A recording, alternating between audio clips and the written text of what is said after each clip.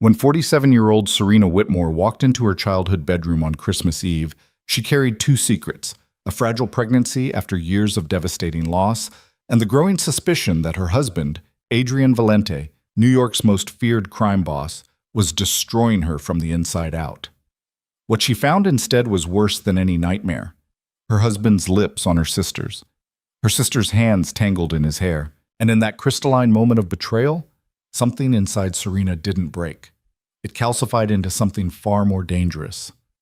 Stay with me until the end of this story. Hit that like button and comment your city so I can see how far this tale of betrayal and redemption travels.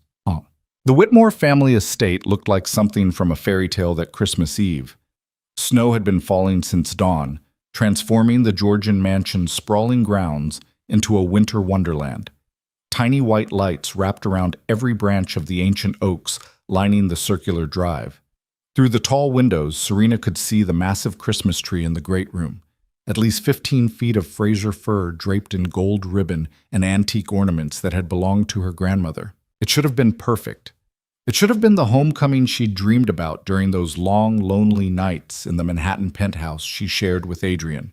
Instead, Serena sat in her Mercedes in the circular drive, hands trembling on the steering wheel, fighting the urge to turn around and drive back to the city, back to the cool marble and chrome of their apartment, where at least the emptiness was honest, where she didn't have to pretend everything was fine when her marriage was crumbling like sand through her fingers.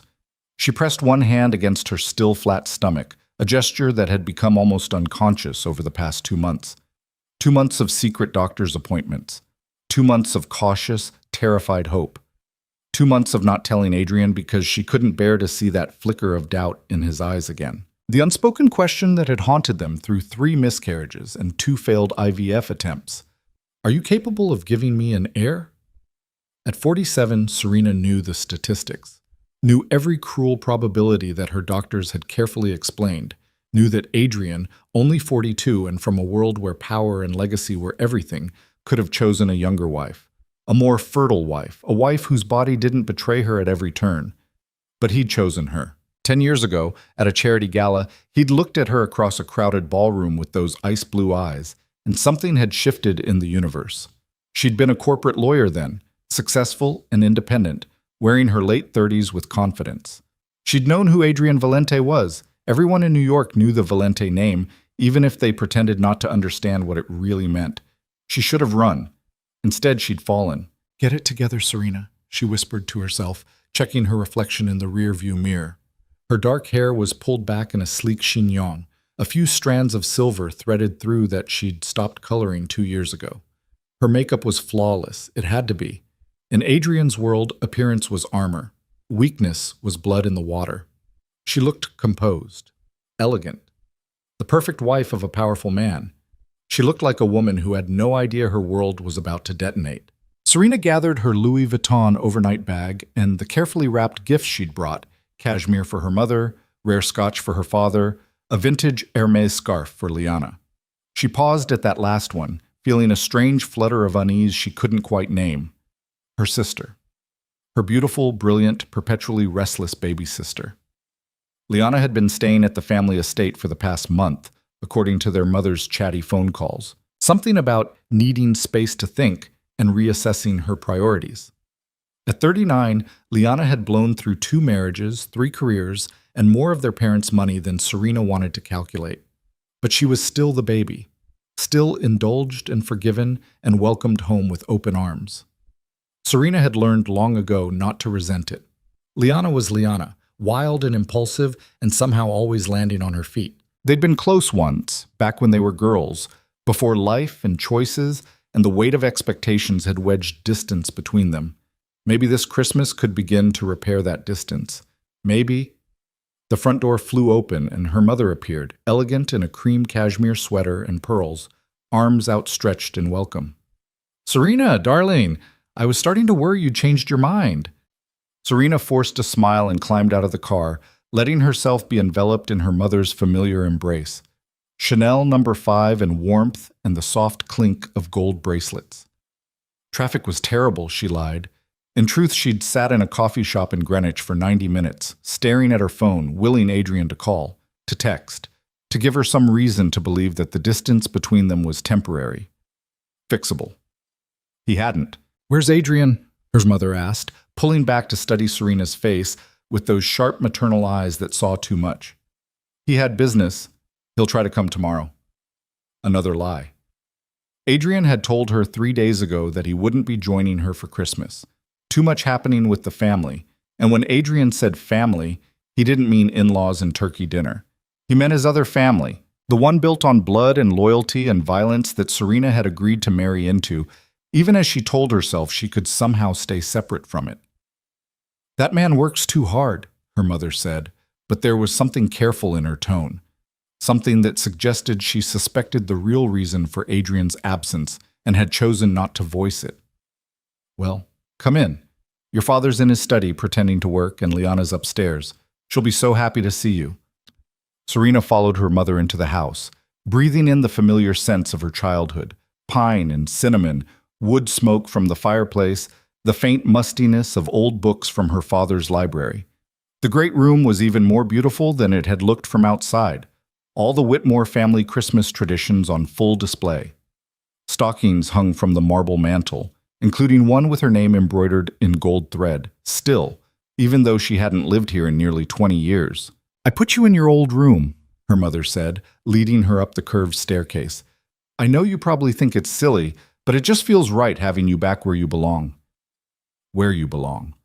The words echoed in Serena's mind as they climbed to the second floor. Did she belong here in this carefully preserved shrine to her childhood?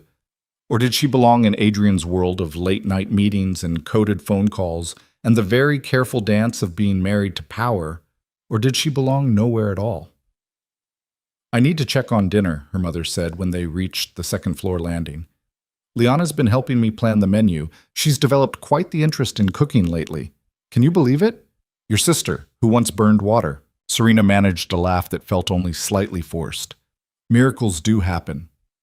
"Indeed they do," her mother said, squeezing her arm. "I'm so glad you're home, sweetheart. It's been too long." Then she was gone, heels clicking back down the stairs, leaving Serena alone in the hallway of her childhood. Her old bedroom was at the end of the corridor, past Liana's room and the guest suite, and the storage room that still held boxes of their old school projects and childhood toys their mother couldn't bear to throw away. Serena walked slowly down the familiar hallway, overnight bag in one hand, trailing the other along the silk wallpaper her mother had chosen during a renovation 15 years ago. Family photos lined the walls. Serena and Liana as gap-toothed children, Serena's law school graduation, Liana's first wedding, the Whitmore family portrait taken the year before everything changed. She paused in front of her wedding photo. She and Adrian on the courthouse steps. They'd married quickly, quietly, over her parents' initial objections. Adrian in a charcoal suit, herself in a simple cream dress, both of them smiling. She remembered that day so clearly. The way he'd held her hand like she was something precious. The way he'd promised her everything without saying a word. When had that changed? When had his touch become perfunctory? When had the space in their bed grown so wide she might as well have been sleeping alone? When had she become so invisible to her own husband? Serena shook off the thought and continued down the hallway. She was being paranoid. Hormonal, probably. Pregnancy did that. The distance with Adrian was just stress. Just the pressure of their attempts to conceive, the weight of disappointment. Once she told him about the baby, if this pregnancy lasted, if she made it past the 12-week mark that had been her ceiling before, everything would change. It had to. She reached her old bedroom door, which stood slightly ajar. Warmth and light spilled into the hallway. Her mother must have already turned on the lamps, made sure everything was ready for her arrival. Serena pushed the door open, stepping into the room that had been hers from age 7 until she'd left for law school. The same pale blue walls, the same antique white furniture, the same... She stopped. The overnight bag slipped from her fingers, hitting the hardwood floor with a muffled thud. Because there, on her childhood bed, the white iron daybed with its Laura Ashley quilt that she'd picked out when she was 12, were two people. Kissing. Not just kissing. Devouring each other. The woman's hands tangled in the man's dark hair. The man's hands gripping her waist with a possessiveness that Serena recognized because she had once been on the receiving end of that touch. Adrian. Her husband. And the woman in his arms, the woman making soft sounds of pleasure against his mouth. The woman wearing Serena's high school cheerleading t-shirt like some kind of sick joke. Liana, her sister. Time seemed to suspend itself. Serena stood frozen in the doorway, her brain struggling to process what her eyes were seeing. This couldn't be real. This was some kind of nightmare, some stress-induced hallucination brought on by hormones and fear, and Adrian pulled back from Liana, murmuring something too low for Serena to hear. Liana laughed, that bright musical laugh that had always gotten her out of trouble, always charmed everyone around her, and said, "We should stop. She'll be here soon." "Let her come," Adrian replied, his voice rough with desire. "I don't care anymore." And that was when Serena understood. This wasn't the first time. This wasn't some momentary lapse, some drunken mistake at a party. This was an affair, an ongoing, deliberate betrayal in her childhood bedroom on Christmas Eve. Something inside Serena made a sound, a small, broken noise that she didn't recognize as her own voice until both figures on the bed jerked apart, turning toward the door. Adrian's ice-blue eyes met hers.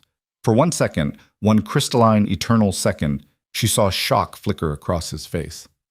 Then it smoothed into something worse than shock, something like relief. "Serena," he said, just her name, flat and emotionless, as if she'd walked in on him reading the newspaper instead of kissing her sister. Liana scrambled off the bed, her face flushed, her long blonde hair disheveled. "Rena, we didn't mean for you to—" "How long?" Serena's voice came out steady, calm. She barely recognized it as her own. Her hand moved unconsciously to her stomach, protective, shielding the tiny life that Adrian didn't even know existed from this moment of destruction. "Serena, let me explain," Adrian said, standing. He had the audacity to try to smooth his hair, to straighten his shirt, as if appearance mattered now, as if anything mattered now. "How long?" Each word fell like a stone into still water. Liana and Adrian exchanged a glance. A whole conversation passed between them in that look, and Serena felt something crack inside her chest. This was intimacy. This was the kind of silent communication that should exist between a husband and wife, not between a husband and his wife's sister. 6 months, Adrian finally said. "Since June." 6 months. Serena's mind reeled. June. That was when she'd had the second failed IVF. When she'd come home from the clinic, devastated, and Adrian had told her he needed to go to Atlantic City for a week on business.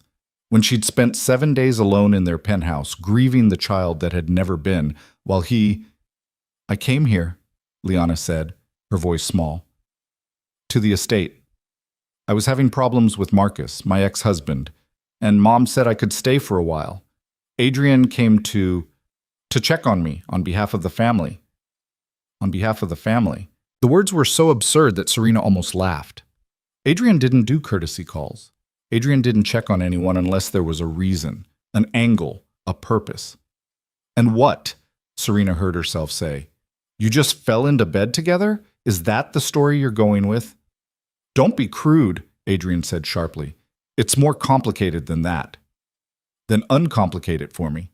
Serena took a step into the room. Her room. Her childhood room where she'd dreamed of her future, where she'd planned her life, where she'd believed in happy endings. "Explain to me how you ended up fucking my sister." Liana flinched at the profanity. Adrian's jaw tightened. "You want honesty?" he said. "Fine. You and I both know this marriage has been over for a long time, Serena. We've been going through the motions, playing house, pretending we're something we're not." "We're married," Serena said. "We took vows." "In my world, marriage is a business arrangement," Adrian replied. "You knew that when you agreed to this. The personal feelings, they fade. They always fade." "So you sought comfort with my sister." "I sought someone who understands me, someone who doesn't look at me like I'm a stranger in my own home, someone who isn't so wrapped up in her own disappointments that she can't see I'm drowning too." The words hit like physical blows, each one precisely aimed, devastatingly effective. This was Adrian in negotiation mode, Adrian in confrontation, cold and clinical and choosing his weapons with care. "My disappointments," Serena repeated softly. "You mean our inability to have children."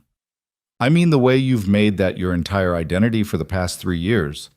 The way every conversation, every moment, every decision revolves around what you can't do, what you can't give me. What I can't give you, Serena echoed. Her hand tightened on her stomach, a gesture both of them missed because they weren't looking at her anymore. They were looking at each other. Her husband and her sister, united in their betrayal, in their shared narrative of how Serena had somehow driven them to this. I should go, Liana said, moving toward the door. Stay, Serena commanded, and something in her voice made both of them freeze. I want you here for this conversation. I want you to own what you've done. Liana stopped, shifting her weight, looking anywhere but at Serena. She'd always been beautiful, the kind of effortless golden beauty that drew people like moths. Where Serena was all sharp angles and careful elegance, Liana was soft curves and easy smiles. Men had always loved her. Women had always wanted to be her. And now she'd taken the one thing that was supposed to be Serena's alone. Were you ever going to tell me? Serena asked. Yes, Adrian said. No, Liana said at the same time. They looked at each other again. Another conversation in a glance. Yes, Adrian repeated, his voice firm. I was going to talk to you after the holidays. This wasn't how I wanted you to find out. How considerate of you. Serena, don't. She held up a hand. Don't say my name like that. Like you care. Like you have any right to my name in your mouth after you've had hers. Silence fell, heavy and suffocating. Downstairs, Serena could hear her mother humming in the kitchen. The sound of normal life continuing on, oblivious to the fact that Serena's world had just imploded. I want a divorce, Adrian said. Of course he did. Of course this moment, this discovery, had been leading to this. Serena should have been devastated, should have been on her knees, begging, pleading. That's what the old Serena would have done. The Serena who had loved him so desperately that she'd ignored every red flag, every warning sign, every whisper about what kind of man he really was. But standing here, watching her husband and her sister avoid her eyes like guilty children, Serena felt something shift inside her. Something fundamental and irreversible. She thought of the baby growing inside her. Adrian's child. The heir he'd been demanding for years. The legacy he'd married her to provide. He didn't know. He just asked for a divorce without knowing that she was finally, miraculously, pregnant. That she was carrying the one thing that made her valuable in his world. And suddenly, looking at him with Liana's lipstick still visible on his collar, Serena realized something crucial. She held all the cards. She just had to decide how to play them. No, she said quietly. Adrian's head snapped up. What? I said no. I'm not giving you a divorce. You can't be serious. I'm completely serious. Serena walked further into the room, her heels clicking on the hardwood floor. She moved with deliberate grace, the way Adrian had taught her to move in his world, like a queen, like someone who belonged in rooms where power was currency. You don't get to cheat on me with my sister, and then demand I make it easy for you. Serena, be reasonable. Reasonable? She laughed, and the sound was nothing like her usual carefully modulated tone. It was sharp and broken and real. You're asking me to be reasonable. That's rich. In my world, Adrian said, his voice taking on an edge that Serena recognized as danger, marriage is a contract. Contracts can be dissolved when they no longer serve their purpose. Then dissolve it, Serena challenged. File the papers. Drag our marriage through the courts. Let everyone in your world know that Adrian Valente couldn't keep his wife happy, that he had to turn to her younger, prettier sister. I'm sure that will do wonders for your reputation. She watched the words land, watched Adrian's eyes narrow as he calculated the angles. In his world, the world of the Valente family and their vast criminal empire, reputation was everything. Appearance was armor, showing weakness, showing poor judgment, showing that you couldn't control your own house. That was blood in the water. You wouldn't, he said. Try me. They stared at each other across the room that had once been Serena's safe haven. Two people who had promised to love each other, to honor each other, to build a life together. Two people who had become strangers playing a game of chess with each other's hearts. Reina, Liana said softly, please, don't make this harder than it has to be. Adrian and I, we're in love. Real love. The kind you read about. Serena turned to her sister slowly, took in the pleading expression, the hands clasped together like prayer, the tears gathering in those big blue eyes that had gotten Liana out of trouble since she was 6 years old. "The kind I read about," Serena repeated. "Tell me, Liana, in those romance novels you're so fond of, does the heroine usually steal her sister's husband? Is that how the fairy tale goes?" "It's not like that." "Then enlighten me. What is it like?" Liana's mouth opened and closed. For once in her life, she seemed to have no words, no charm, no easy explanation that would make everything okay. "You want to know what I think?" Serena continued, her voice deadly calm. "I think you've always been jealous of me, always wanted what I had. Not because you actually wanted it, but because you couldn't stand that I had something you didn't." "That's not fair." "Fair?" Serena's voice rose for the first time. "You want to talk about fair? I introduced you to Adrian at our wedding. You stood up as my maid of honor and smiled and toasted our happiness. And now you're fucking him in my childhood bedroom. Tell me about fair, Liana." "She didn't pursue me," Adrian interjected. "If you're going to blame someone, blame me." "Oh, I do," Serena assured him. "I blame you for every minute of the last 6 months, for every lie, for every time you came home to me after being with her, for every moment you let me believe our marriage meant something." "It did mean something," Adrian said. "Once. But people change, Serena. Feelings change. You can't force something that's dead." "Dead." Serena tasted the word, felt it settle into her bones. "Is that what we are? Dead? What else would you call it? When's the last time we had a real conversation? When's the last time you looked at me and saw your husband instead of a sperm donor who kept disappointing you?" The cruelty of it stole Serena's breath. She had known Adrian could be cold, his world demanded it, but she'd never thought he would turn that coldness on her, not like this, not with such precision. "I see," she said quietly. "So this is my fault. My inability to conceive drove you into my sister's arms." "That's not what I said. It's what you meant." Silence again. Outside, Serena could hear children singing carols, their voices high and pure in the winter air. It was Christmas Eve, the night before Christmas, the night when anything was supposed to be possible. "I'm not giving you a divorce," Serena repeated. "Not now, not on your timeline. You want out of this marriage? You're going to have to work for it." "Serena, I'm not finished." She held up a hand, stopping him. "You're going to go back to the city tonight. You're going to tell anyone who asks that you were called away on business. You're going to give me space and time to decide how I want to handle this. And if you try to force my hand, if you try to pressure me or threaten me or make this public before I'm ready, I will burn your reputation to the ground. I will tell everyone in your precious world that you're weak, that you can't control your own household, that you had to crawl to your wife's baby sister because you couldn't handle a real woman." Adrian's face darkened. For a moment, Serena thought she might have pushed too far, might have forgotten that the man standing in front of her, her husband, her betrayer, was capable of violence when pushed, that his hands, which had once touched her with tenderness, had also pulled triggers and given orders that ended lives. But she was beyond caring, beyond fear. Standing in her childhood bedroom, watching her marriage crumble, Serena discovered a core of steel inside herself that she'd never known existed. "You're making a mistake," Adrian said quietly. "The only mistake I made was marrying you in the first place." Serena picked up her overnight bag from where she'd dropped it. "Now get out, both of you. This is my room, my home. You don't get to defile it anymore." "Serena, please," Liana tried again. "Can't we talk about this like adults?" "Adults?" Serena laughed bitterly. "You want to be treated like an adult, Liana? Then act like one. Own what you've done. Stop making excuses and justifications and pretending you're some kind of victim in this scenario." "I never said I was a victim. You didn't have to. It's written all over your face. Poor Liana. Poor, beautiful, beloved Liana, who just couldn't help falling in love with her sister's husband. What a tragedy. What a romance. You're being cruel. I'm being honest. For the first time in months, maybe years, I'm being completely honest. And you can't handle it because you're so used to everyone protecting you from the consequences of your actions." Liana's face crumpled, real tears now, streaming down her perfect cheeks. Once upon a time, that would have broken Serena.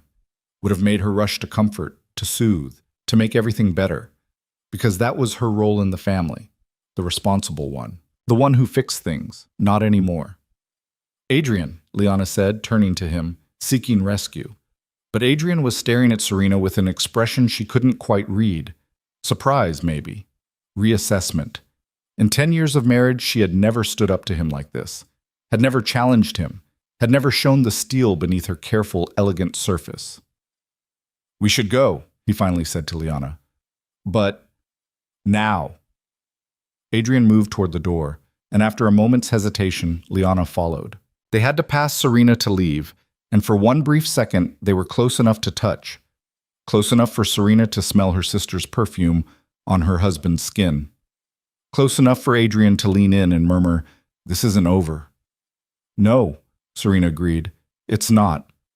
Then they were gone, footsteps echoing down the hallway, leaving Serena alone in her childhood room with the wreckage of her marriage scattered around her like broken glass. She stood very still, listening to the sounds of the house. Her mother's humming had stopped.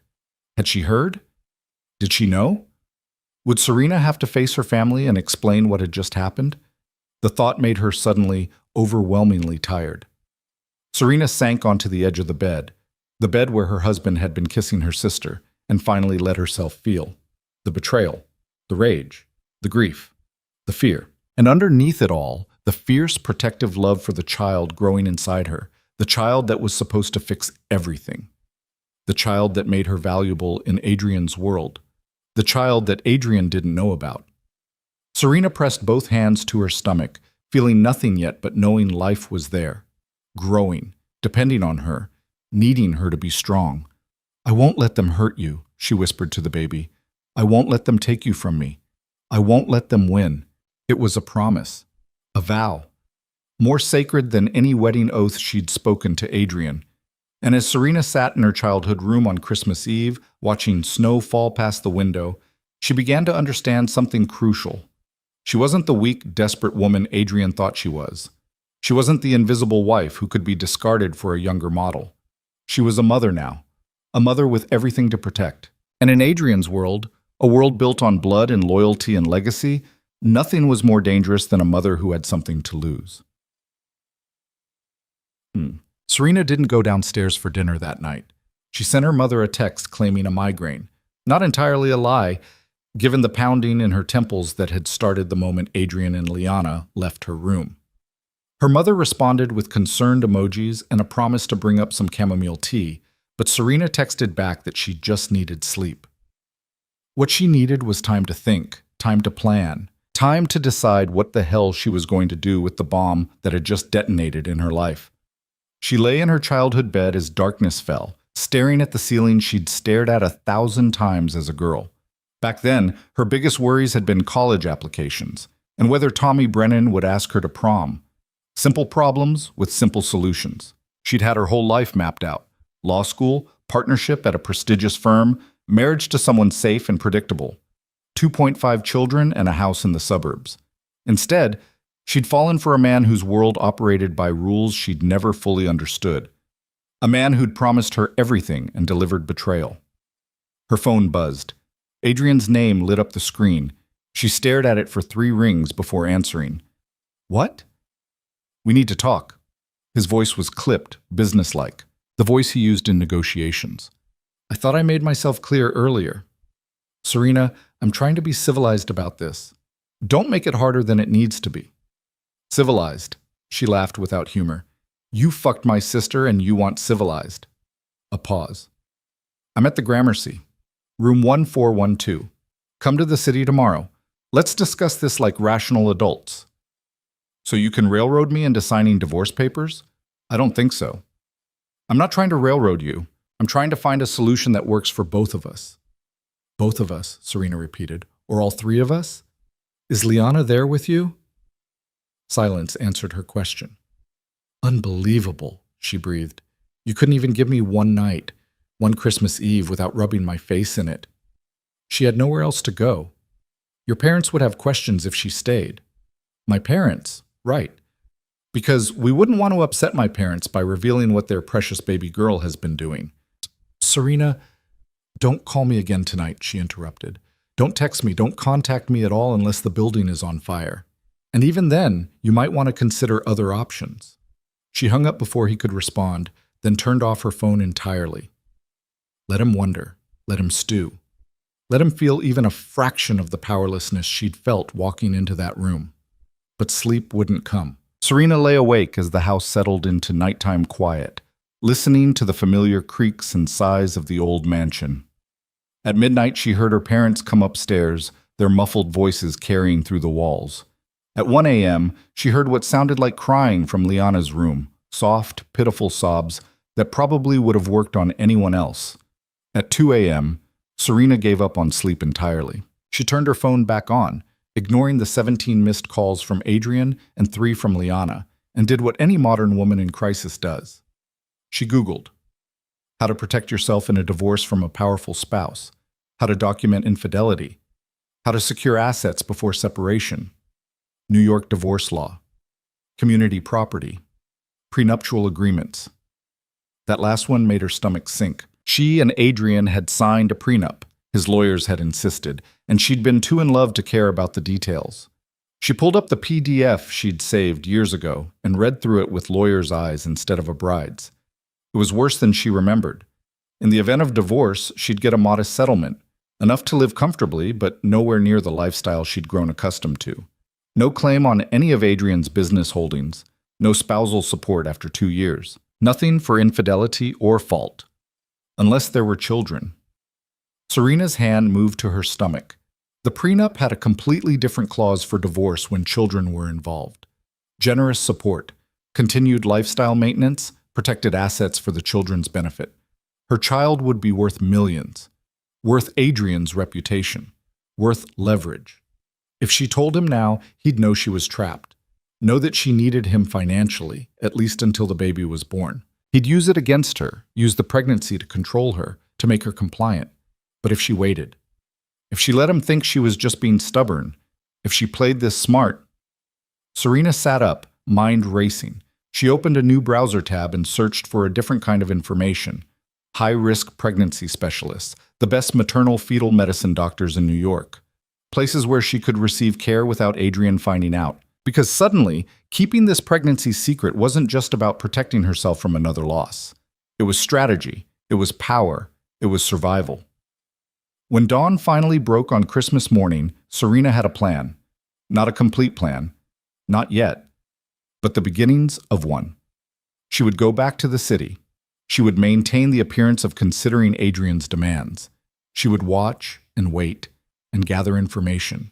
And she would protect her child at all costs. She dressed carefully in dark jeans and a cashmere sweater, applied minimal makeup to hide the shadows under her eyes, and went downstairs to face her family. Her mother was already in the kitchen, preparing the elaborate Christmas brunch that was Whitmore tradition. She looked up when Serena entered, concern written across her face. "Sweetheart, how's your head?" "Better," Serena lied. "I'm sorry about last night." "No apology needed. I'm just glad you're here." Her mother paused, hands stilling on the whisk she'd been using to scramble eggs. "Liana left early this morning. She said something came up in the city." Of course she had. Probably ran straight back to Adrian the moment Serena cut off communication. "That's too bad," Serena managed. "Is everything all right between you two? You seemed tense when you arrived yesterday."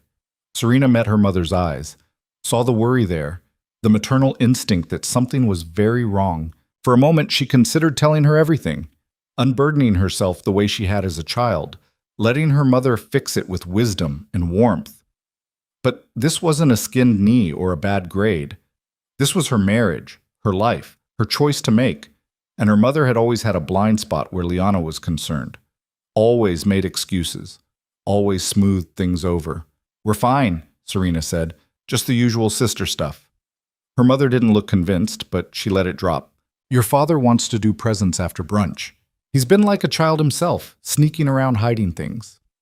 The normalcy of it, the ordinariness of Christmas morning with her parents, made Serena want to scream. How could the world just continue when everything had changed? How could there be presents and brunch and holiday traditions when her life was imploding? But she smiled and nodded and helped her mother cook, falling into the familiar rhythms of their kitchen dance. And when her father came downstairs in his ridiculous Santa hat that he'd worn every Christmas since she was 6, she laughed at his jokes and opened her gifts and pretended everything was fine. She was good at pretending. 10 years with Adrian had taught her that.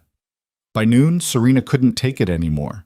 She made excuses about work emails, about needing to get back to the city, about Adrian expecting her. Her parents accepted it with disappointed understanding, and her mother packed up leftovers and Tupperware that Serena would probably throw away. The drive back to Manhattan took 3 hours in holiday traffic. 3 hours of planning, strategizing, trying to stay one step ahead of Adrian's next move. By the time she pulled into the parking garage of their building on Central Park West, Serena had made several decisions. First, she would see her doctor immediately after the holidays, get a full workup, ensure the pregnancy was progressing normally, establish care somewhere Adrian would never think to look. Second, she would contact Marcus Reynolds, the only lawyer she knew who wasn't somehow connected to the Valente family network. Marcus owed her a favor from a case they'd worked together 5 years ago. He'd give her honest advice. Third, she would play the role Adrian expected, the hurt wife, the woman who needed time to process. She would give him nothing to work with, no ammunition to use against her.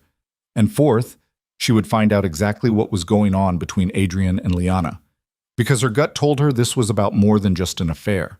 In Adrian's world, nothing was ever that simple. The penthouse felt like a mausoleum when she entered. 2,300 square feet of marble and chrome and floor-to-ceiling windows overlooking Central Park. She'd loved this place once, had felt like a princess in a tower. Now it just felt cold. Evidence of Adrian's morning departure littered the master suite, an unmade bed, towels on the bathroom floor, his phone charger still plugged in by his nightstand. He'd left in a hurry, probably to get back to Liana. Serena changed into comfortable clothes and was making tea when she heard the front door open. "Serena?" Adrian's voice echoed through the apartment. She didn't answer, just poured hot water over her chamomile tea bag and waited. He appeared in the kitchen doorway a moment later, still wearing the same clothes from yesterday, his hair disheveled, eyes bloodshot. He looked like he hadn't slept. "Good. You came back," he said. "I live here." "I wasn't sure you would. After last night." Serena wrapped her hands around her mug, feeling the warmth seep into her palms. "Where else would I go? Your parents don't know anything, and they're not going to. Not yet." Adrian studied her, and she could see him recalibrating. This wasn't the Serena he knew, the accommodating wife who bent to his will.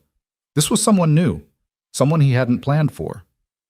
"We should talk," he said. "So talk." He moved further into the kitchen, maintaining distance like she was a wild animal that might spook. "I spoke with my attorney this morning." "On Christmas? How festive."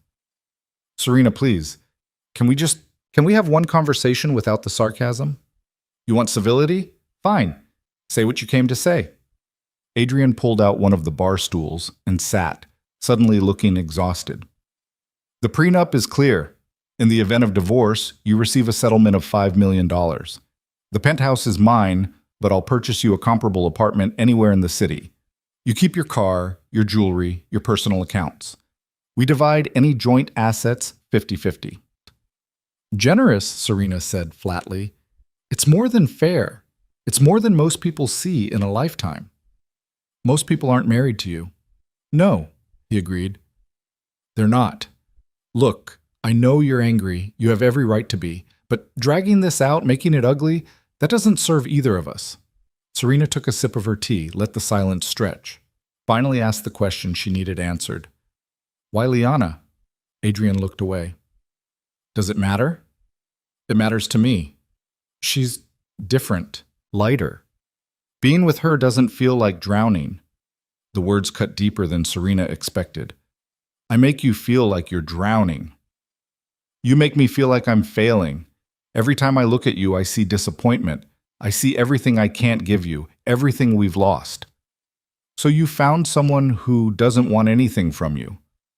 "I found someone who wants me. Not my name, not my money, not an heir to carry on some legacy.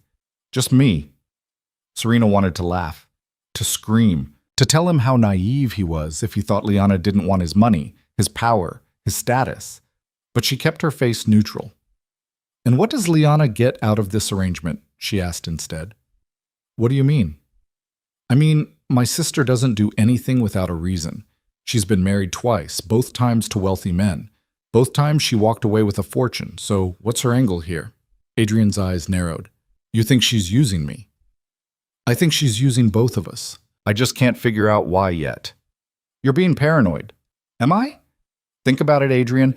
When did this start? Right after my second failed IVF. Right when I was at my most vulnerable. Right when you were frustrated and angry and questioning everything. That's not coincidence." "So what are you suggesting? That she planned this?" "I'm suggesting that my sister is very good at being exactly what people need her to be. And right now, you need her to be the opposite of me." Adrian stood, agitation clear in every line of his body. "This is exactly what I'm talking about. You analyze everything. You can't just feel something without dissecting it. That's what lawyers do. We analyze. We look for patterns. We find the truth. The truth is that I'm in love with her. That's all the analysis I need." Serena set down her mug carefully. "You're in love with her?" "Yes." "After 6 months?" "Yes." "But you loved me once too. Remember that, Adrian. You loved me enough to marry me, to promise me forever, to tell me I was the only woman you'd ever need. What happened to that love?" "People change." "No," Serena interrupted. "People don't change that much. Not in 10 years, not without a reason." She moved closer to him, studying his face the way she used to study witnesses on the stand. "What happened? What really happened that made you decide our marriage was over?" Adrian's jaw tightened. For a moment she thought he might tell her, might give her the truth she was searching for. Instead, he said, "I want you to sign the papers. I'll have them drawn up after New Year's. We can be done with this by February." "And if I refuse?" "Then I file anyway. You can contest it, drag it through the courts, but the outcome will be the same. The only difference is how much we both suffer in the process." "You'd do that to me, after everything." "I'd do that to free us both. This marriage is over, Serena. Holding on to it is just prolonging the inevitable." She wanted to tell him. Wanted to see his face when she revealed that she was pregnant, that she was carrying the heir he'd always demanded, that everything he thought he knew was about to change. But something held her back. Some instinct that whispered, "Not yet. Not until you understand what's really happening here." "Fine," she said instead. "Have your lawyer draw up the papers. I'll review them." Adrian's expression shifted to surprise. "You'll review them?" "I didn't say I'd sign them. I said I'd review them. I want to see exactly what you think our marriage was worth." "Serena, that's my offer. Take it or leave it." They stared at each other across the kitchen island, two people who'd once shared everything, now separated by a distance that felt oceanic. "All right," Adrian finally said. "I'll have them sent over next week." "Good. Now if you'll excuse me, I'm tired. I'm going to lie down. I need to pack some things. I'll be staying at the Gramercy for now." "How considerate. Don't wake me when you leave." Serena walked to the master bedroom with her spine straight and her head high, every inch the composed woman Adrian had married. Only when she closed the door did she let herself collapse against it, sliding down to the floor as her carefully maintained control shattered. This was real. This was happening. Her marriage was ending, her husband was leaving her for her sister, and she was pregnant with a child whose father didn't want her anymore. The tears came then, hot and angry and helpless. She pressed her hands against her mouth to muffle the sobs, not wanting to give Adrian the satisfaction of hearing her break.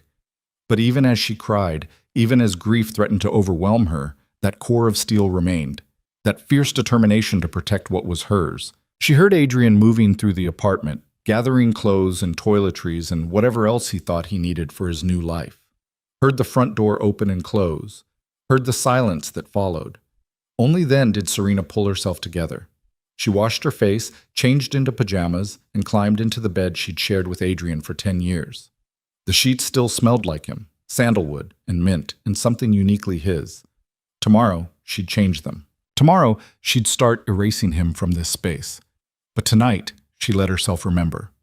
The way he'd carried her over the threshold of this apartment. The way he'd made love to her like she was precious. The way he'd held her after each miscarriage and promised her they'd try again. Had those moments been real? Or had she been fooling herself all along? Her phone buzzed, a text from an unknown number. "We need to talk. Not about Adrian. About the real reason I'm here. Meet me tomorrow. 3 p.m. The Met. Egyptian Wing. Come alone." Serena stared at the message, reading it 3 times. The real reason I'm here. So she'd been right. There was more to this than just an affair. She should ignore it. Should block Liana's number and never speak to her again. But curiosity, and that lawyer's instinct for finding the truth, wouldn't let her. She typed back one word. "Fine." Then she set her phone aside and closed her eyes, one hand resting on her stomach where her secret grew. Whatever game Liana was playing, whatever scheme she'd gotten herself tangled in, Serena would figure it out. She'd always been the smart sister, the careful one, the one who thought 3 steps ahead. And right now she needed to think further ahead than she'd ever thought before, because she wasn't just protecting herself anymore, she was protecting her child. The next morning, Serena woke to an empty apartment and a determination that felt almost foreign. She'd spent 10 years accommodating Adrian's world, adapting to his needs, making herself smaller to fit into the spaces he allowed her. No more. She spent the morning researching maternal-fetal medicine specialists, making notes, cross-referencing reviews. By noon, she'd narrowed it down to 3 doctors, all affiliated with hospitals where Adrian's family had no connections. She'd make appointments after New Year's. At 2:30, she dressed in designer armor, Armani pants, a silk blouse, her Burberry coat, pearl earrings, minimal makeup. The image of a woman in complete control. The Met was crowded with tourists and families enjoying the holiday week. Serena moved through the Greek and Roman galleries toward the Egyptian wing, her heels clicking on the polished floors. She found Liana in front of the Temple of Dendur, staring at the ancient structure like it held answers. "You came," Liana said without turning around. "You said it was important." "It is." Liana finally looked at her, and Serena was startled by how terrible she looked. Dark circles under her eyes, her skin pale, her hair pulled back in a messy ponytail. This wasn't the glowing other woman. This was someone who was scared. "What's going on, Liana?" "Not here. Too many cameras. There's a cafe on the lower level. No one ever goes there." Serena followed her sister through the museum, down a back staircase to a small cafe that was indeed nearly empty. They chose a table in the corner, far from anyone who might overhear. "Talk," Serena commanded. Liana's hands shook as she wrapped them around a paper cup of coffee. "I need you to understand something. I didn't want this. Any of this. You seemed pretty willing yesterday in my bedroom. That was..." Liana closed her eyes. "That was necessary. To keep up appearances." "Appearances for who?" "For Adrian, for Victor, for everyone who's watching." "Victor?" Serena leaned forward. "Victor Marino?" Victor Marino was Adrian's underboss, his second in command, a cold, calculating man who'd always made Serena's skin crawl. She'd met him a handful of times at family functions and had gone out of her way to avoid him ever since. "How do you know about Victor?" Liana asked. "I'm married to Adrian. I pay attention." Serena kept her voice low, conscious of even the empty cafe's potential for eavesdropping. "What does Victor have to do with you sleeping with my husband?" Liana took a shaky breath. "Everything. He has everything to do with it." And then, in a rushed whisper, Liana told her the truth. It had started in June, just like Adrian said. But it hadn't started with attraction or chemistry or any of the romantic nonsense Liana had spouted yesterday. It had started with blackmail. Liana's second ex-husband, Marcus, had gambled himself into debt with some very dangerous people. People connected to Victor Marino's crew. When Marcus couldn't pay, they'd come after Liana instead.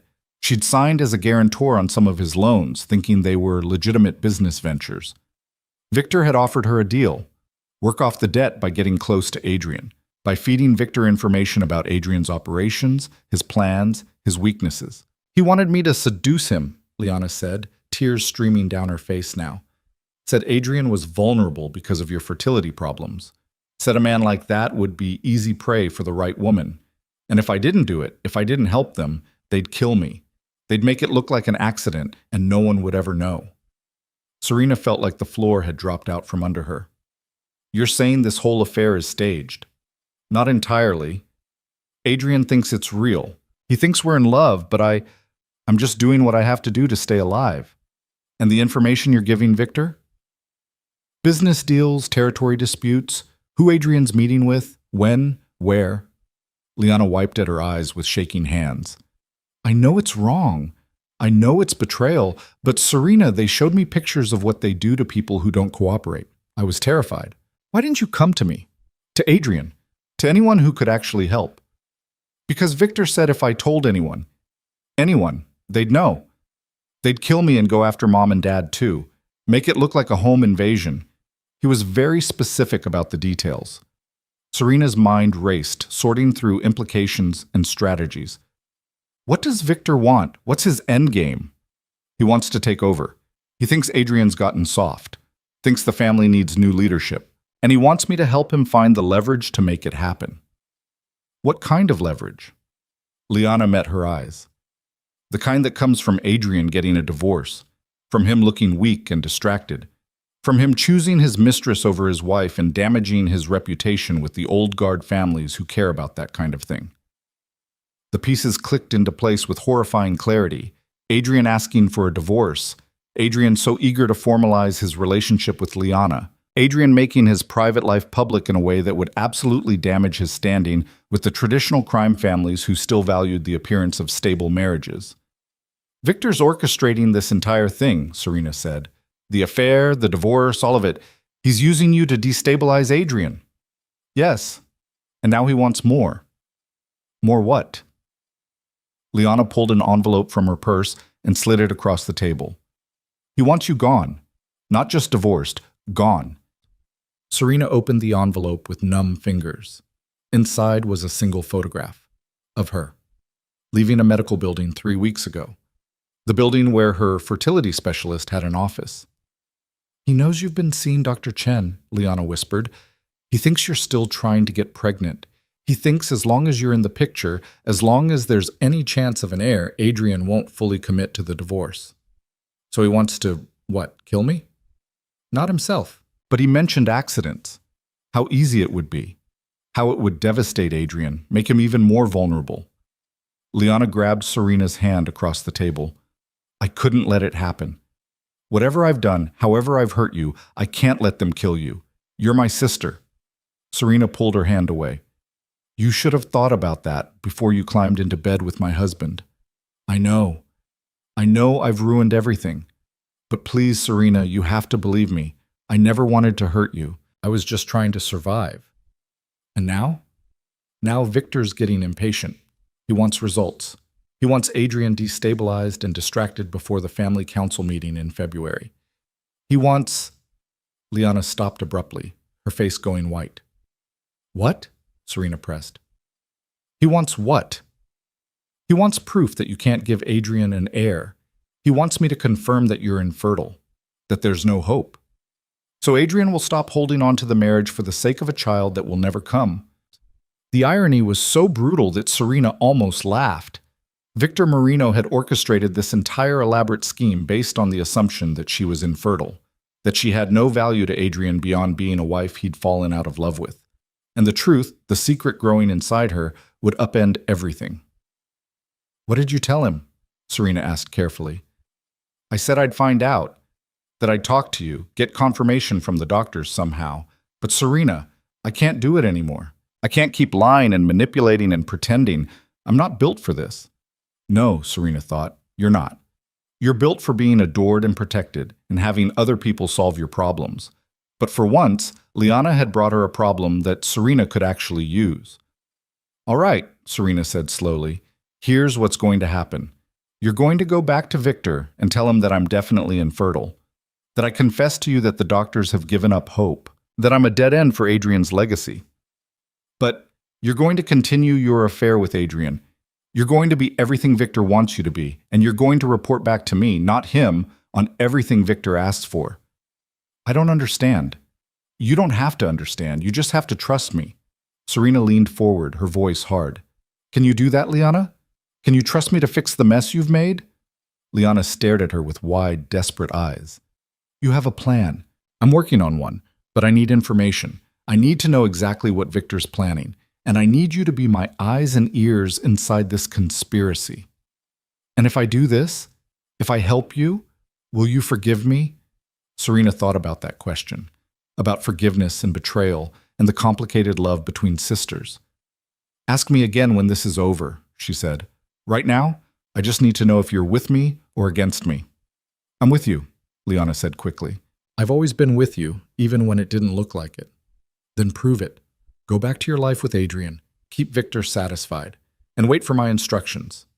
They sat in silence for a moment, the weight of conspiracy settling over them like a shroud. Finally, Liana asked, "What are you going to do?" Serena thought about her secret, about the child Victor Marino didn't know existed, about the power that knowledge gave her. "I'm going to do what I do best," she said. "I'm going to play the long game. And when this is over, Victor Marino is going to wish he'd never heard the name Whitmore." She stood, gathering her coat and purse, preparing to walk back into the winter afternoon with a purpose she hadn't felt in years. "Serena?" Liana called as she turned to leave. "What?" "I really am sorry for everything." Serena looked at her sister, broken and scared, and so much weaker than she'd always seemed. Once upon a time, she would have comforted her, would have promised everything would be okay. But that Serena was gone. The woman who stood here now had been forged in betrayal and tempered in fury. "Save your apologies," she said quietly. "You're going to need them when this is finished." Then she walked away, leaving Liana alone with the ancient temple and the weight of her choices, while Serena went to wage a war she was only beginning to understand. The car service dropped Serena at the penthouse 20 minutes later, but she didn't go inside. Instead, she stood on the sidewalk in the fading afternoon light, watching yellow cabs navigate the chaos of Central Park West while her mind worked through the chess game she'd just entered.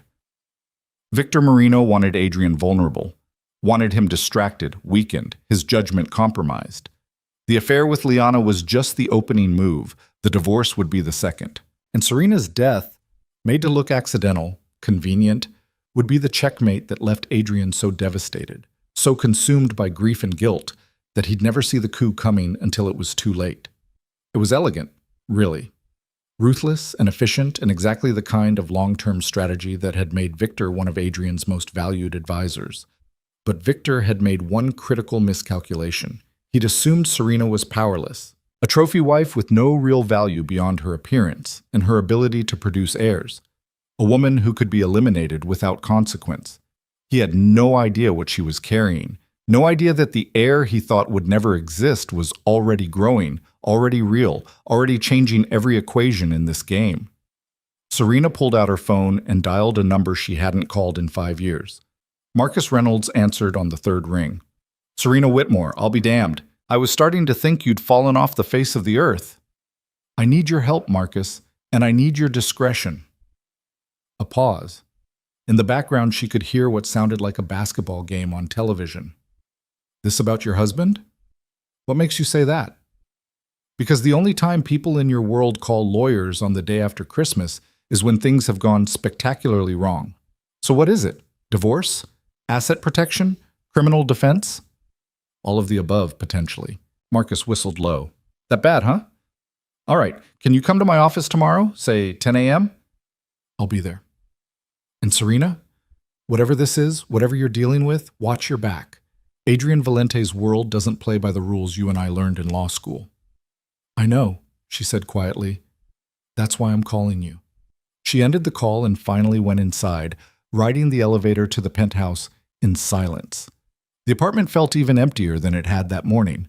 Adrian had taken more of his things. His cologne was gone from the bathroom. His reading glasses no longer on the nightstand. The leather jacket he wore on weekends missing from the closet. He was erasing himself from her life piece by piece. Soon there would be nothing left but ghost memories and the cold comfort of a generous divorce settlement. Except that wasn't going to happen. Not if Serena had anything to say about it. She spent the evening making notes, building timelines, trying to construct a picture of Victor's operation from the fragments Liana had given her. The affair had started in June. 6 months of Liana feeding information to Victor. 6 months of Victor watching Adrian, learning his patterns, identifying vulnerabilities. The family council meeting was in February, 6 weeks away. Whatever Victor was planning would come to a head then, when all the major players in the Valente organization gathered to discuss territory, earnings, and strategy. If Victor was going to make a move against Adrian, that's when he'd do it. In front of witnesses. In front of the people whose support he'd need to legitimize a transition of power. Serena opened her laptop and started researching.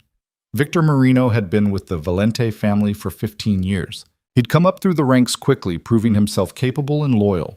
He'd saved Adrian's life twice, according to the stories she'd overheard at family dinners. He was respected, feared, and trusted, which made him the perfect person to orchestrate a betrayal. No one would see it coming until it was too late. Her phone buzzed with a text from Adrian. "Papers will be ready Thursday.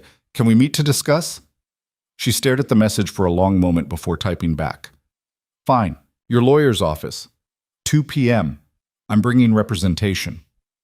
3 dots appeared, then disappeared, then appeared again. Finally, "That's not necessary. This doesn't have to be adversarial." Serena almost laughed. "Everything about this is adversarial. See you Thursday." She silenced her phone and returned to her research, pulling up everything she could find about Victor Marino. His businesses, a restaurant supply company that was obviously a front, a waste management operation, a construction firm. His properties, a brownstone in Brooklyn, a house in the Hamptons, an apartment in Miami. His associates, his patterns, his life. There had to be something, some weakness she could exploit, some leverage she could use. At midnight, exhausted and no closer to a plan, Serena finally closed her laptop and went to bed. But sleep remained elusive. She lay in the darkness, one hand on her stomach, feeling nothing yet, but knowing life was there, growing, depending on her to make the right choices. "I won't let them hurt you," she whispered into the darkness. "I promise." It was becoming her mantra, her prayer to a future she couldn't quite see but was determined to reach. Morning came too quickly. Serena forced herself through her usual routine: shower, coffee, the careful application of makeup that transformed her from exhausted to elegant. She dressed in a navy Tom Ford suit with a white silk shell underneath, pearls at her throat, her Cartier watch on her wrist, the armor of a woman who belonged in boardrooms and courtrooms and the halls of power. Marcus Reynolds' office was in Midtown, a modest suite in a building that had seen better decades. It was as far from Adrian's world of sleek penthouse offices and corner suites as possible, which was exactly why Serena had chosen him. Marcus himself looked exactly as she remembered.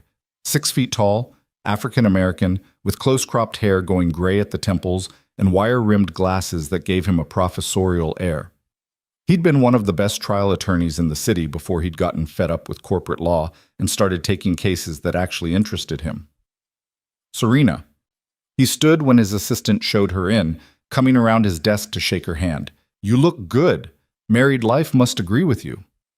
"Married life is ending," she said bluntly. "That's why I'm here." Marcus's expression shifted to professional concern. He gestured to the chairs in front of his desk. "Tell me everything." So she did. Not everything. She didn't mention the pregnancy, didn't mention Victor's plot, didn't mention Liana's role as an unwilling conspirator. But she told him about the affair, about Adrian's demand for divorce, about the prenuptial agreement that would leave her comfortable but nowhere near the level she'd grown accustomed to. Marcus listened without interrupting, taking notes on a legal pad in his precise handwriting. When she finished, he sat back in his chair and studied her over his glasses. "You want to fight this?" he said. It wasn't a question. "I want to understand my options." "Your options are limited. The prenup is solid. I assume Adrian's lawyers made sure of that. You could contest it, argue duress or lack of disclosure, but that's a long shot. More likely, you're looking at exactly what the prenup stipulates. Unless there are children." Marcus's eyebrows rose. "Are there?" "Not yet, but the prenup has different terms if children are involved." "Significantly different, I'm guessing." "Very."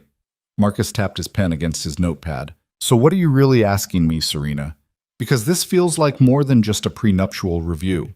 She met his eyes. "If I were pregnant, hypothetically, and Adrian filed for divorce before he knew, would that change the terms?" "Depends on when he files versus when the child is born. If he files while you're pregnant, you could argue the prenup's children clause should apply. If he files before he knows you're pregnant, it gets murkier." A good lawyer could argue either way. And if I wanted to delay the divorce proceedings, stretch them out, what would be my best strategy? Marcus leaned forward. Serena, are you pregnant? Hypothetically. Hypothetically, you'd want to confirm the pregnancy with medical documentation. Then you'd want to inform Adrian before he files, because knowledge is power in family law. The moment he knows there's a child, the entire framework of the divorce changes. The prenup's children clause kicks in, you have leverage for custody and support negotiations, and most importantly, you have a reason for him to reconsider the divorce entirely. And if I didn't want him to know, if I wanted to keep it secret until I was further along? Marcus removed his glasses and cleaned them with his tie, a gesture she recognized as his tell when he was thinking hard. That's a dangerous game. If he finds out you deliberately withheld information about a pregnancy during divorce proceedings, it could blow back on you spectacularly. Courts don't look kindly on deception, even with good cause. What if the cause is safety? What if I have reason to believe that people close to Adrian might hurt me or the baby if they knew? Marcus put his glasses back on, his expression grave. Then we're not talking about divorce strategy anymore. We're talking about protective measures, restraining orders, police involvement, witness protection potentially. That's not an option. Why not?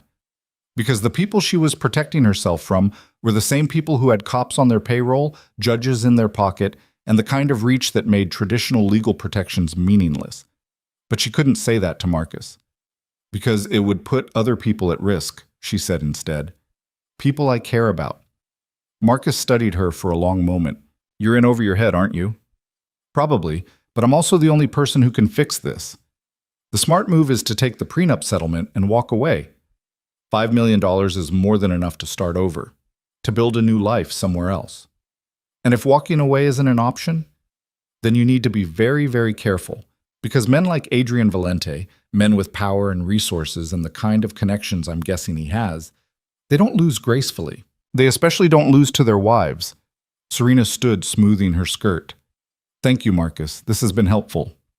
I haven't agreed to take your case yet, but you will, because you owe me a favor and because you're curious, and because somewhere under that cynical exterior, you still believe in helping people who need it. Marcus shook his head, but he was smiling slightly. You always were too smart for your own good. All right, I'll represent you. But Serena, be honest with me. What are we really dealing with here? I'll tell you when I know, she promised.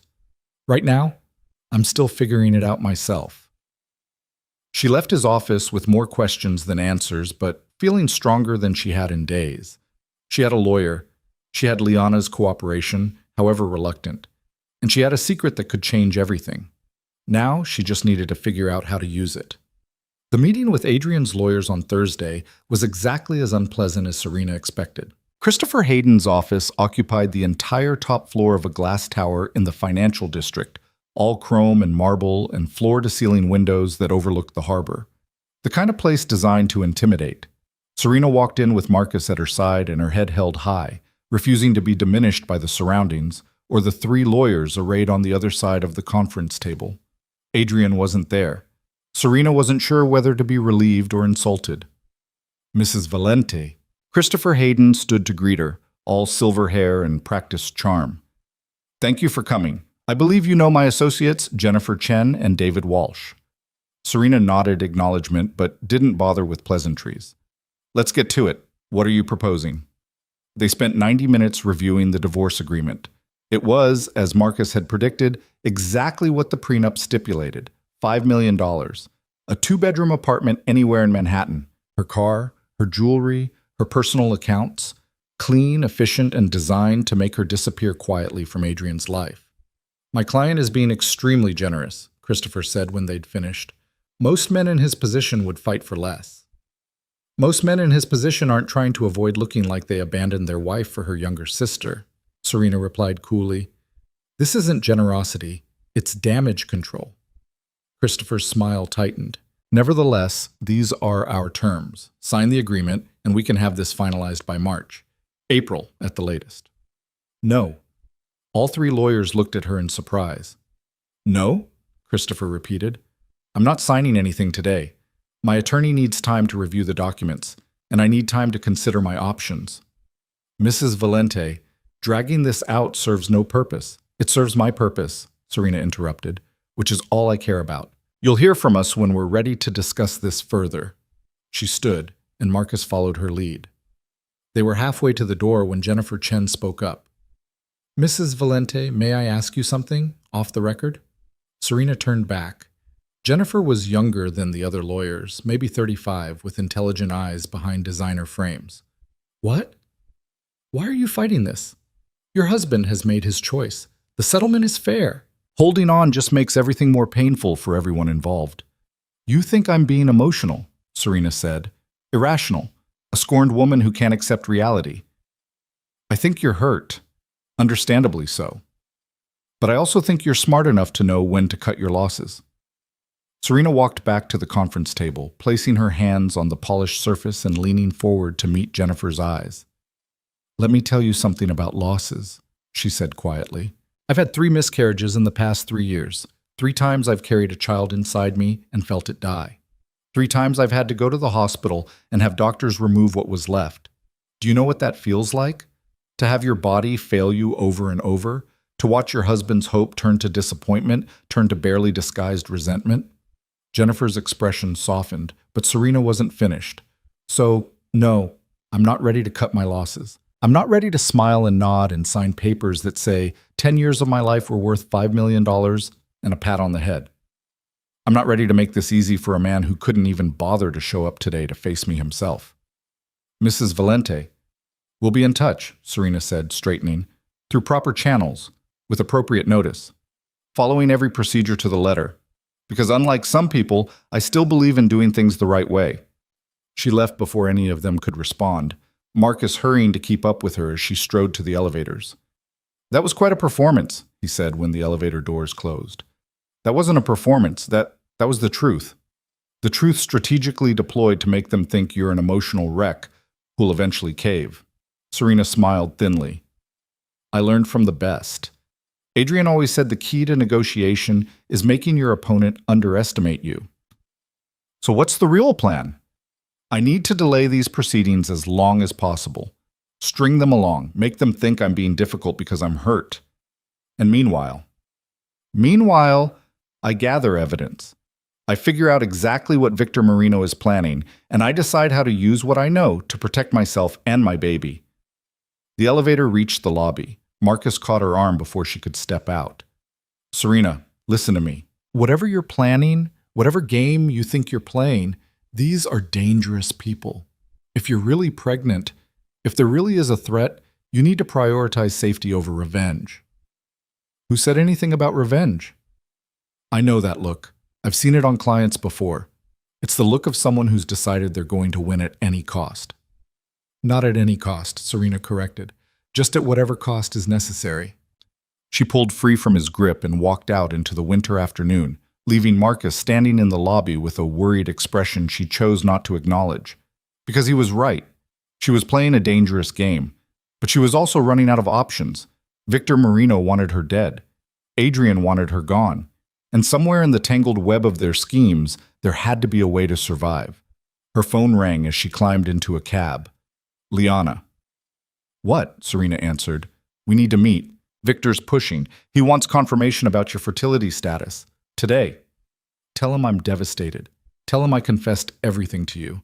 Tell him whatever he needs to hear. It's not that simple. He wants proof. Medical records. Something official. Serena closed her eyes, thinking fast. Can you stall him? Say I'm not ready to talk yet? Say I'm too emotional? I can try, but Serena, he's getting suspicious. He keeps asking questions about you, about why you're not fighting the divorce harder, about what you might be planning. What did you tell him? That you're in shock, that you're falling apart. But I don't think he believes me. The cab pulled into traffic, heading uptown toward the penthouse. Serena watched the city slide past, people going about their lives, oblivious to the war being waged in penthouses and lawyers' offices and quiet cafes. Where are you now? She asked Liana. At the Gramercy. Adrian's in the shower. Then listen carefully. You're going to go to him when he gets out. You're going to tell him that you talked to me, that I'm devastated about the fertility issues, that I admitted to you that the doctors have told me there's no hope. But Just do it, Liana. Plant the seed. Make sure Adrian tells Victor. Make Victor think he's won that round. And then wait for my next instruction. What are you going to do? Serena thought about the life growing inside her. About the secret that was both her greatest vulnerability and her most powerful weapon. About the meeting she needed to arrange and the risk she was about to take. I'm going to make sure Victor Marino never sees me coming, she said. She ended the call and leaned forward to give the cab driver a new address. Not the penthouse, not Marcus's office, but a brownstone in Greenwich Village that housed one of the most discreet private investigation firms in New York. If she was going to go to war, she needed intelligence. She needed to know everything about Victor Marino, his operations, his allies, his plans. She needed evidence that could bring him down. And she needed it before he figured out what she was carrying and decided to accelerate his timeline for her death. The investigator's name was Rachel Kim, and she came highly recommended by a former colleague who'd used her services in a messy divorce case 3 years ago. Her office was small and cluttered, file boxes stacked against every wall, 3 computer monitors on a desk covered in coffee cups and legal pads. Rachel herself was in her 40s, Korean-American, with sharp eyes and an air of someone who'd seen too much to be shocked by anything.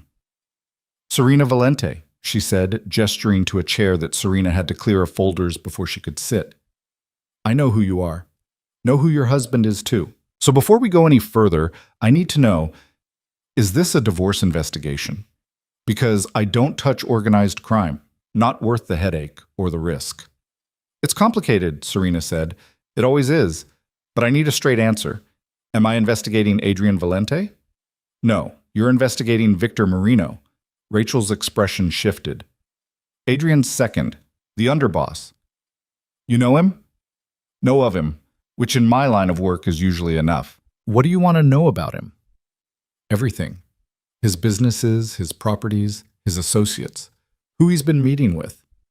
Where his money comes from and where it goes. His schedule, his habits, his weaknesses.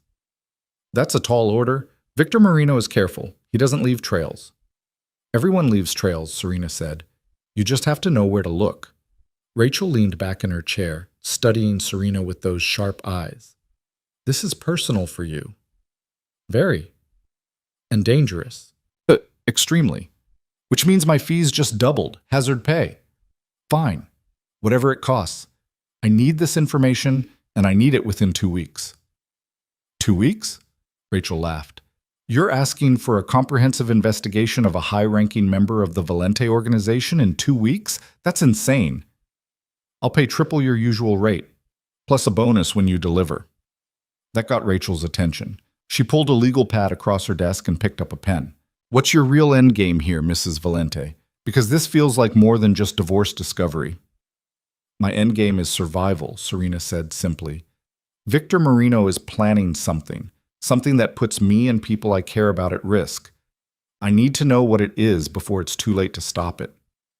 And if I find evidence of criminal activity, evidence that could get people killed, then I'll decide what to do with it. But I need to know the truth first. Rachel studied her for another long moment, then nodded slowly. All right, I'll take the case. But Mrs. Valente, be prepared for what I might find. Sometimes the truth is worse than the lie. I know, Serena said. I'm counting on it. She left the brownstone as evening fell over the city, streetlights flickering to life, and the temperature dropping toward freezing.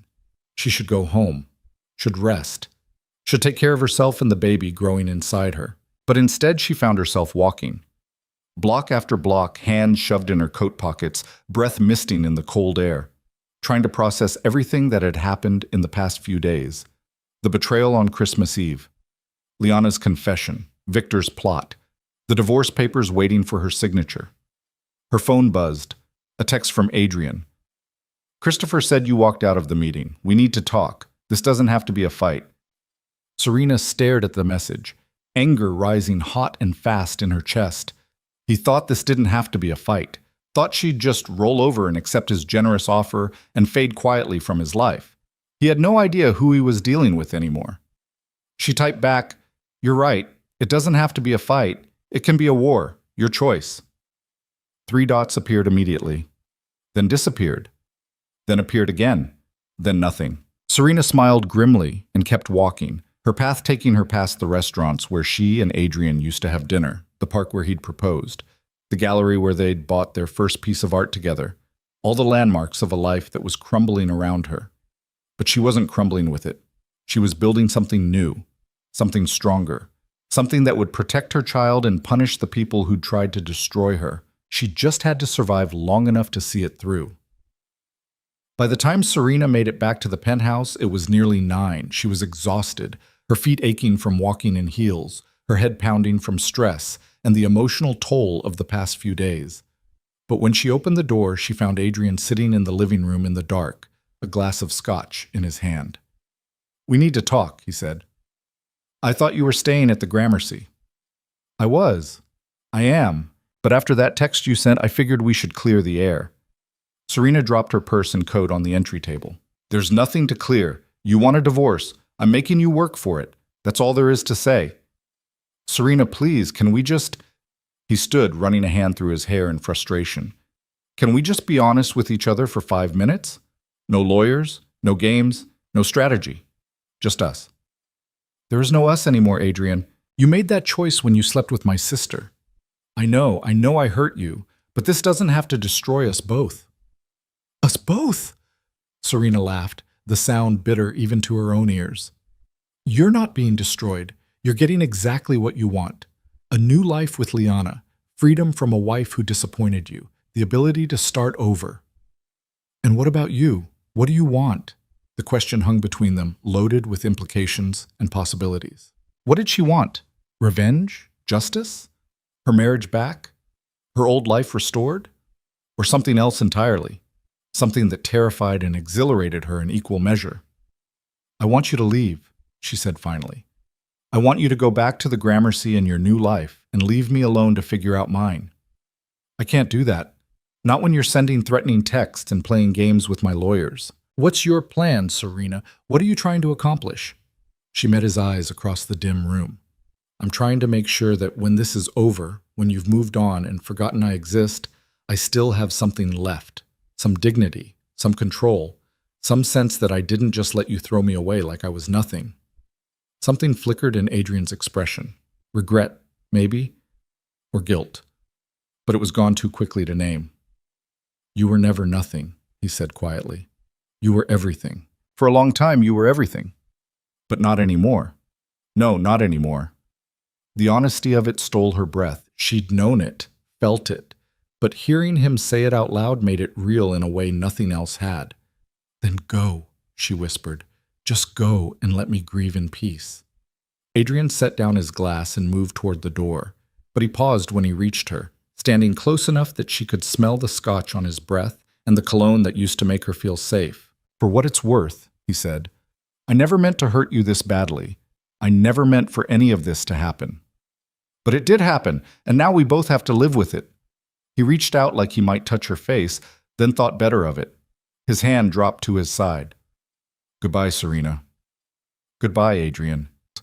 She watched him leave, heard the door close with a soft click, and then she was alone in the penthouse that had once been their home and was now just an empty shell filled with ghosts. Serena sank onto the couch, both hands pressed against her stomach, and let herself cry for the first time since Christmas Eve. Not for Adrian, not for her marriage, but for the girl she'd been 10 years ago who'd believed in fairy tales and happy endings. For the woman she'd tried to be who was never quite enough. For all the dreams that had died and all the futures that would never exist. But even as she cried, even as grief threatened to drown her, that core of steel remained. That fierce determination to protect what was hers. Because Victor Marino might be planning her death, and Adrian might be planning her exit, but Serena Valente was planning something far more dangerous. She was planning to survive. And in a world where survival meant war, she was ready to become whatever she needed to be to win. The crying stopped eventually, leaving Serena hollow, but strangely clear-headed. She wiped her face, poured herself a glass of water, and sat at the dining table with her laptop. If she was going to wage war, she needed to understand the battlefield. She pulled up everything she could find about the Valente family structure. Adrian sat at the top, but beneath him was a complex hierarchy of captains, soldiers, and associates. Victor Marino was second in command, But he wasn't the only one with ambition.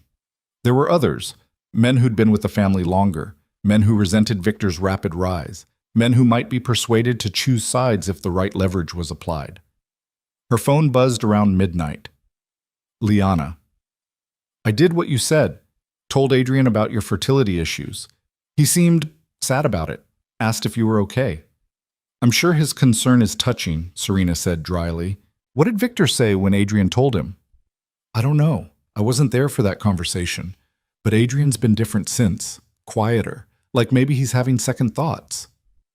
Second thoughts about the divorce or second thoughts about trusting Victor?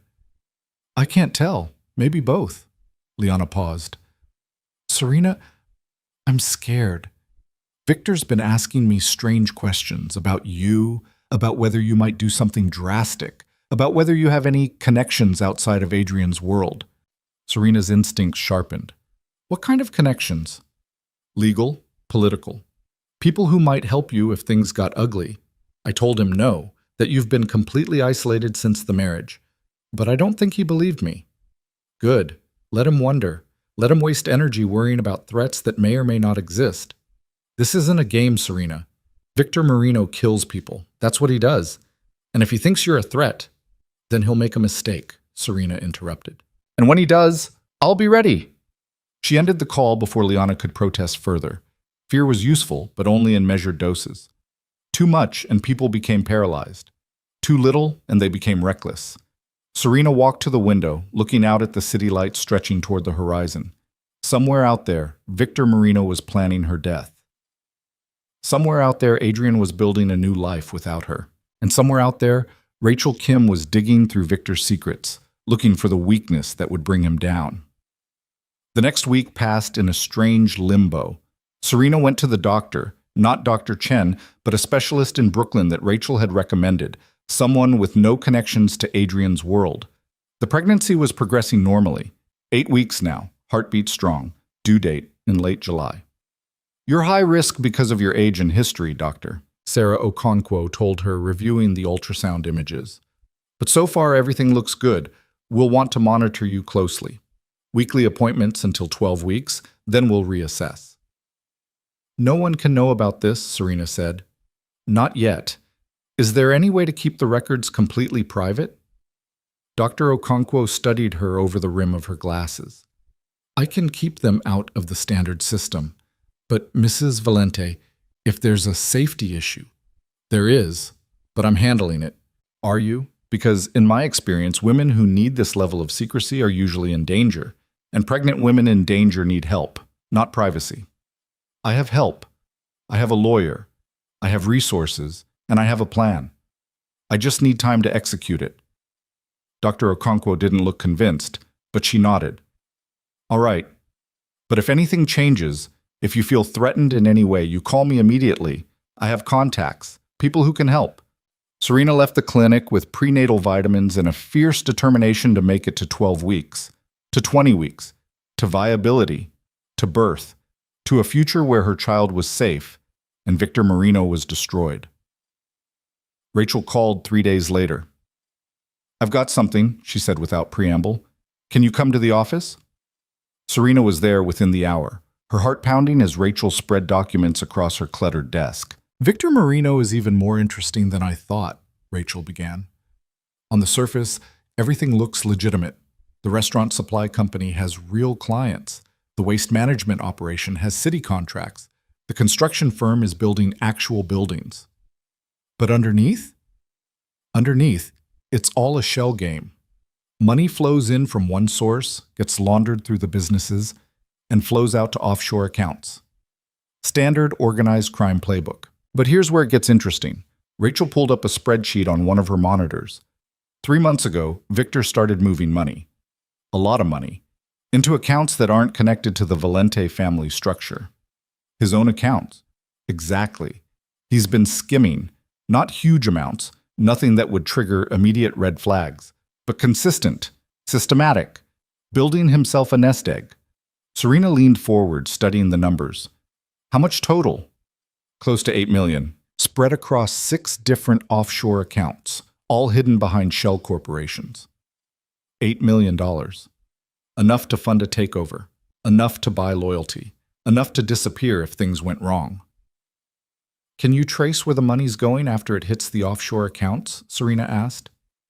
Some of it, not all. But what I can trace is interesting.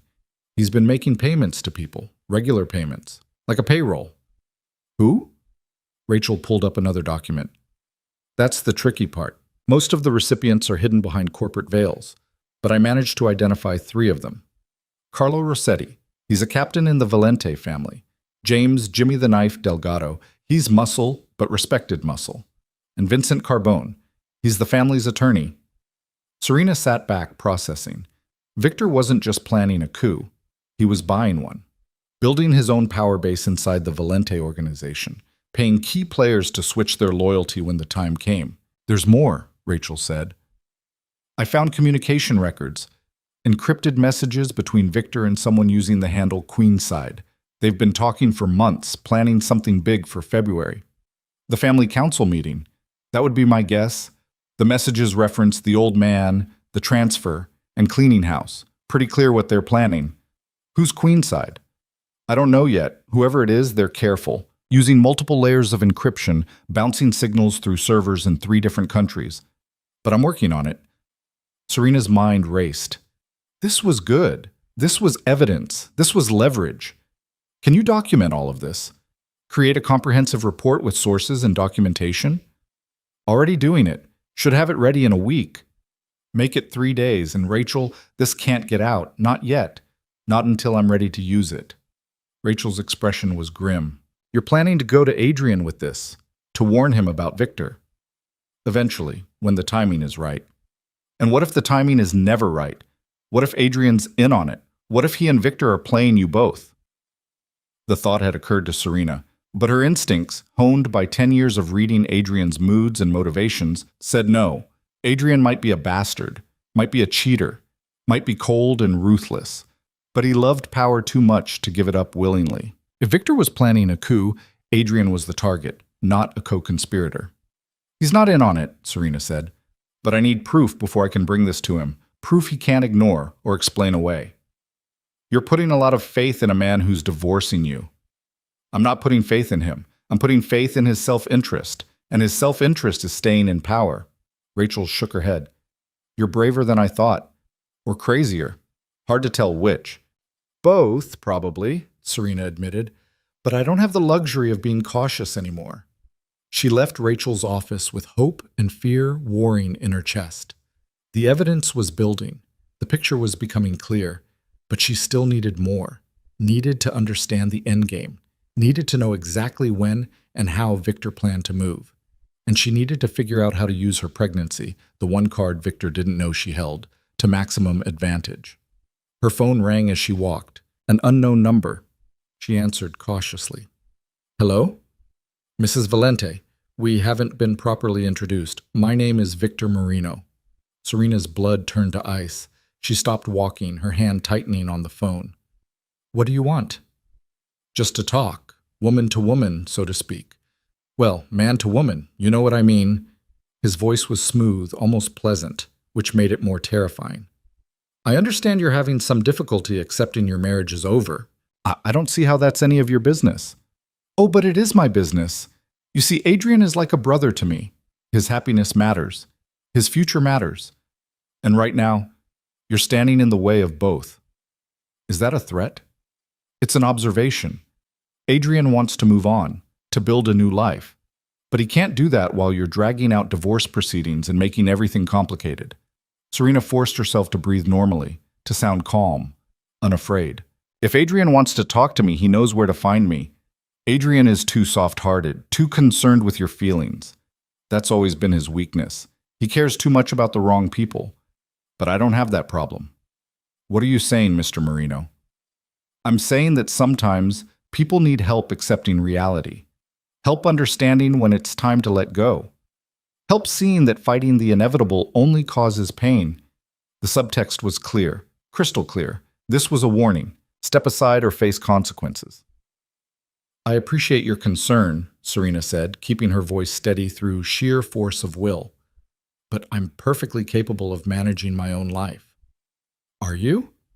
Because from where I'm standing, it looks like you're making some very poor choices.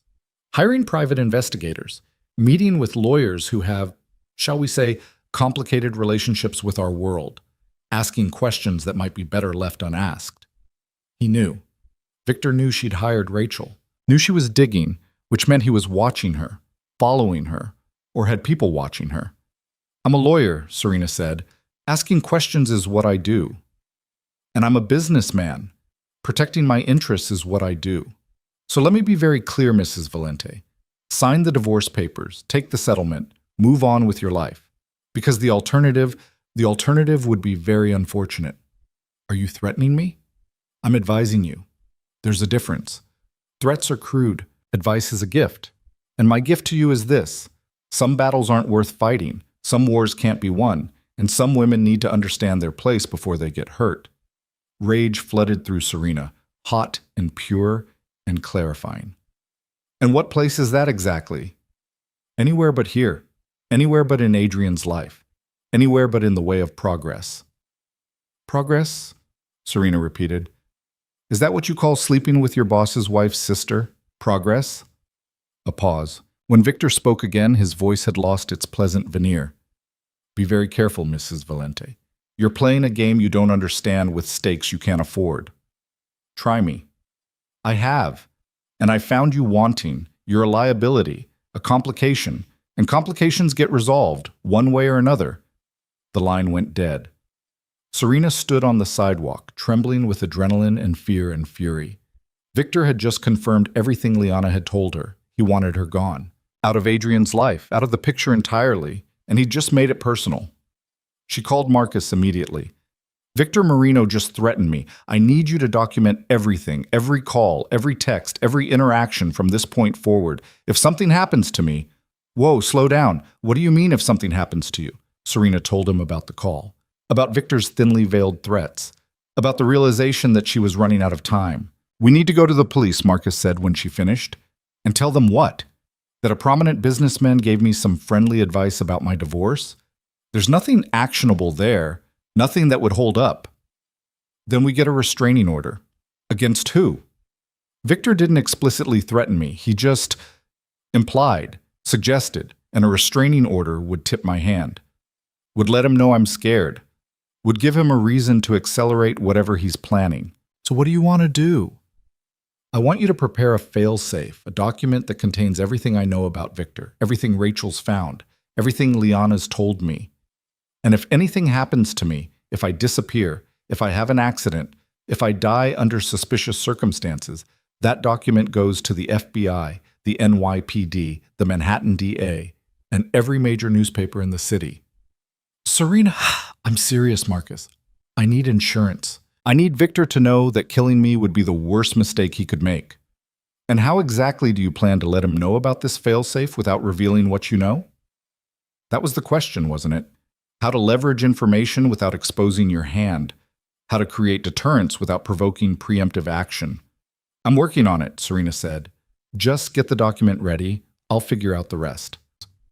She spent the next 2 days in a state of heightened alertness, jumping at shadows, checking over her shoulder, varying her routes and schedules. Victor's threat had been a tactical error. Instead of intimidating her into submission, it had sharpened her resolve. But it had also made her realize how vulnerable she was. How easy it would be for Victor to arrange an accident. A mugging gone wrong, a car crash, a fall down the penthouse stairs. She needed to move faster, needed to force the confrontation on her terms, not wait for Victor to make his move. Rachel called on Friday with the completed report. Serena went to pick it up in person, taking a circuitous route through the city, changing cabs twice, making sure she wasn't followed. The report was devastating. 80 pages of financial records, communication logs, and documented connections. Victor's skimming, his offshore accounts, his payments to key players in the organization, his encrypted communications with the mysterious Queenside. I still can't identify Queenside, Rachel admitted, but I did find one interesting detail. Whoever it is, they're in New York. The signal triangulation puts them somewhere in Manhattan, and they're careful, but not quite careful enough. There's a pattern to when they communicate, always during business hours, always on weekdays. My guess? Someone with a day job. Someone who has to work around a schedule. Someone inside the organization, Serena said. That would be my bet, which means Victor's conspiracy goes deeper than we thought. He's not just buying loyalty. He's got a partner, someone who's feeding him information from inside Adrian's inner circle. Serena took the report and paid Rachel the substantial sum they'd agreed upon, plus a bonus. If anyone asks, anyone at all, you've never heard of me. This investigation never happened. Understood? Client confidentiality. It's sacred. But Serena, watch your back. Whatever you're planning, do it soon, because the longer this drags out, the more danger you're in. I know I'm meeting with Liana tomorrow, getting the last piece of the puzzle. Then I'm moving. Moving how? I'm going to give Victor exactly what he wants, and then I'm going to destroy him with it. The meeting with Liana was set for Saturday afternoon at a small bistro in the West Village, far from anywhere Adrian or Victor might casually appear. Serena arrived early, choosing a table in the back corner where she could see both entrances. Liana showed up 10 minutes late, looking worse than she had at the Met.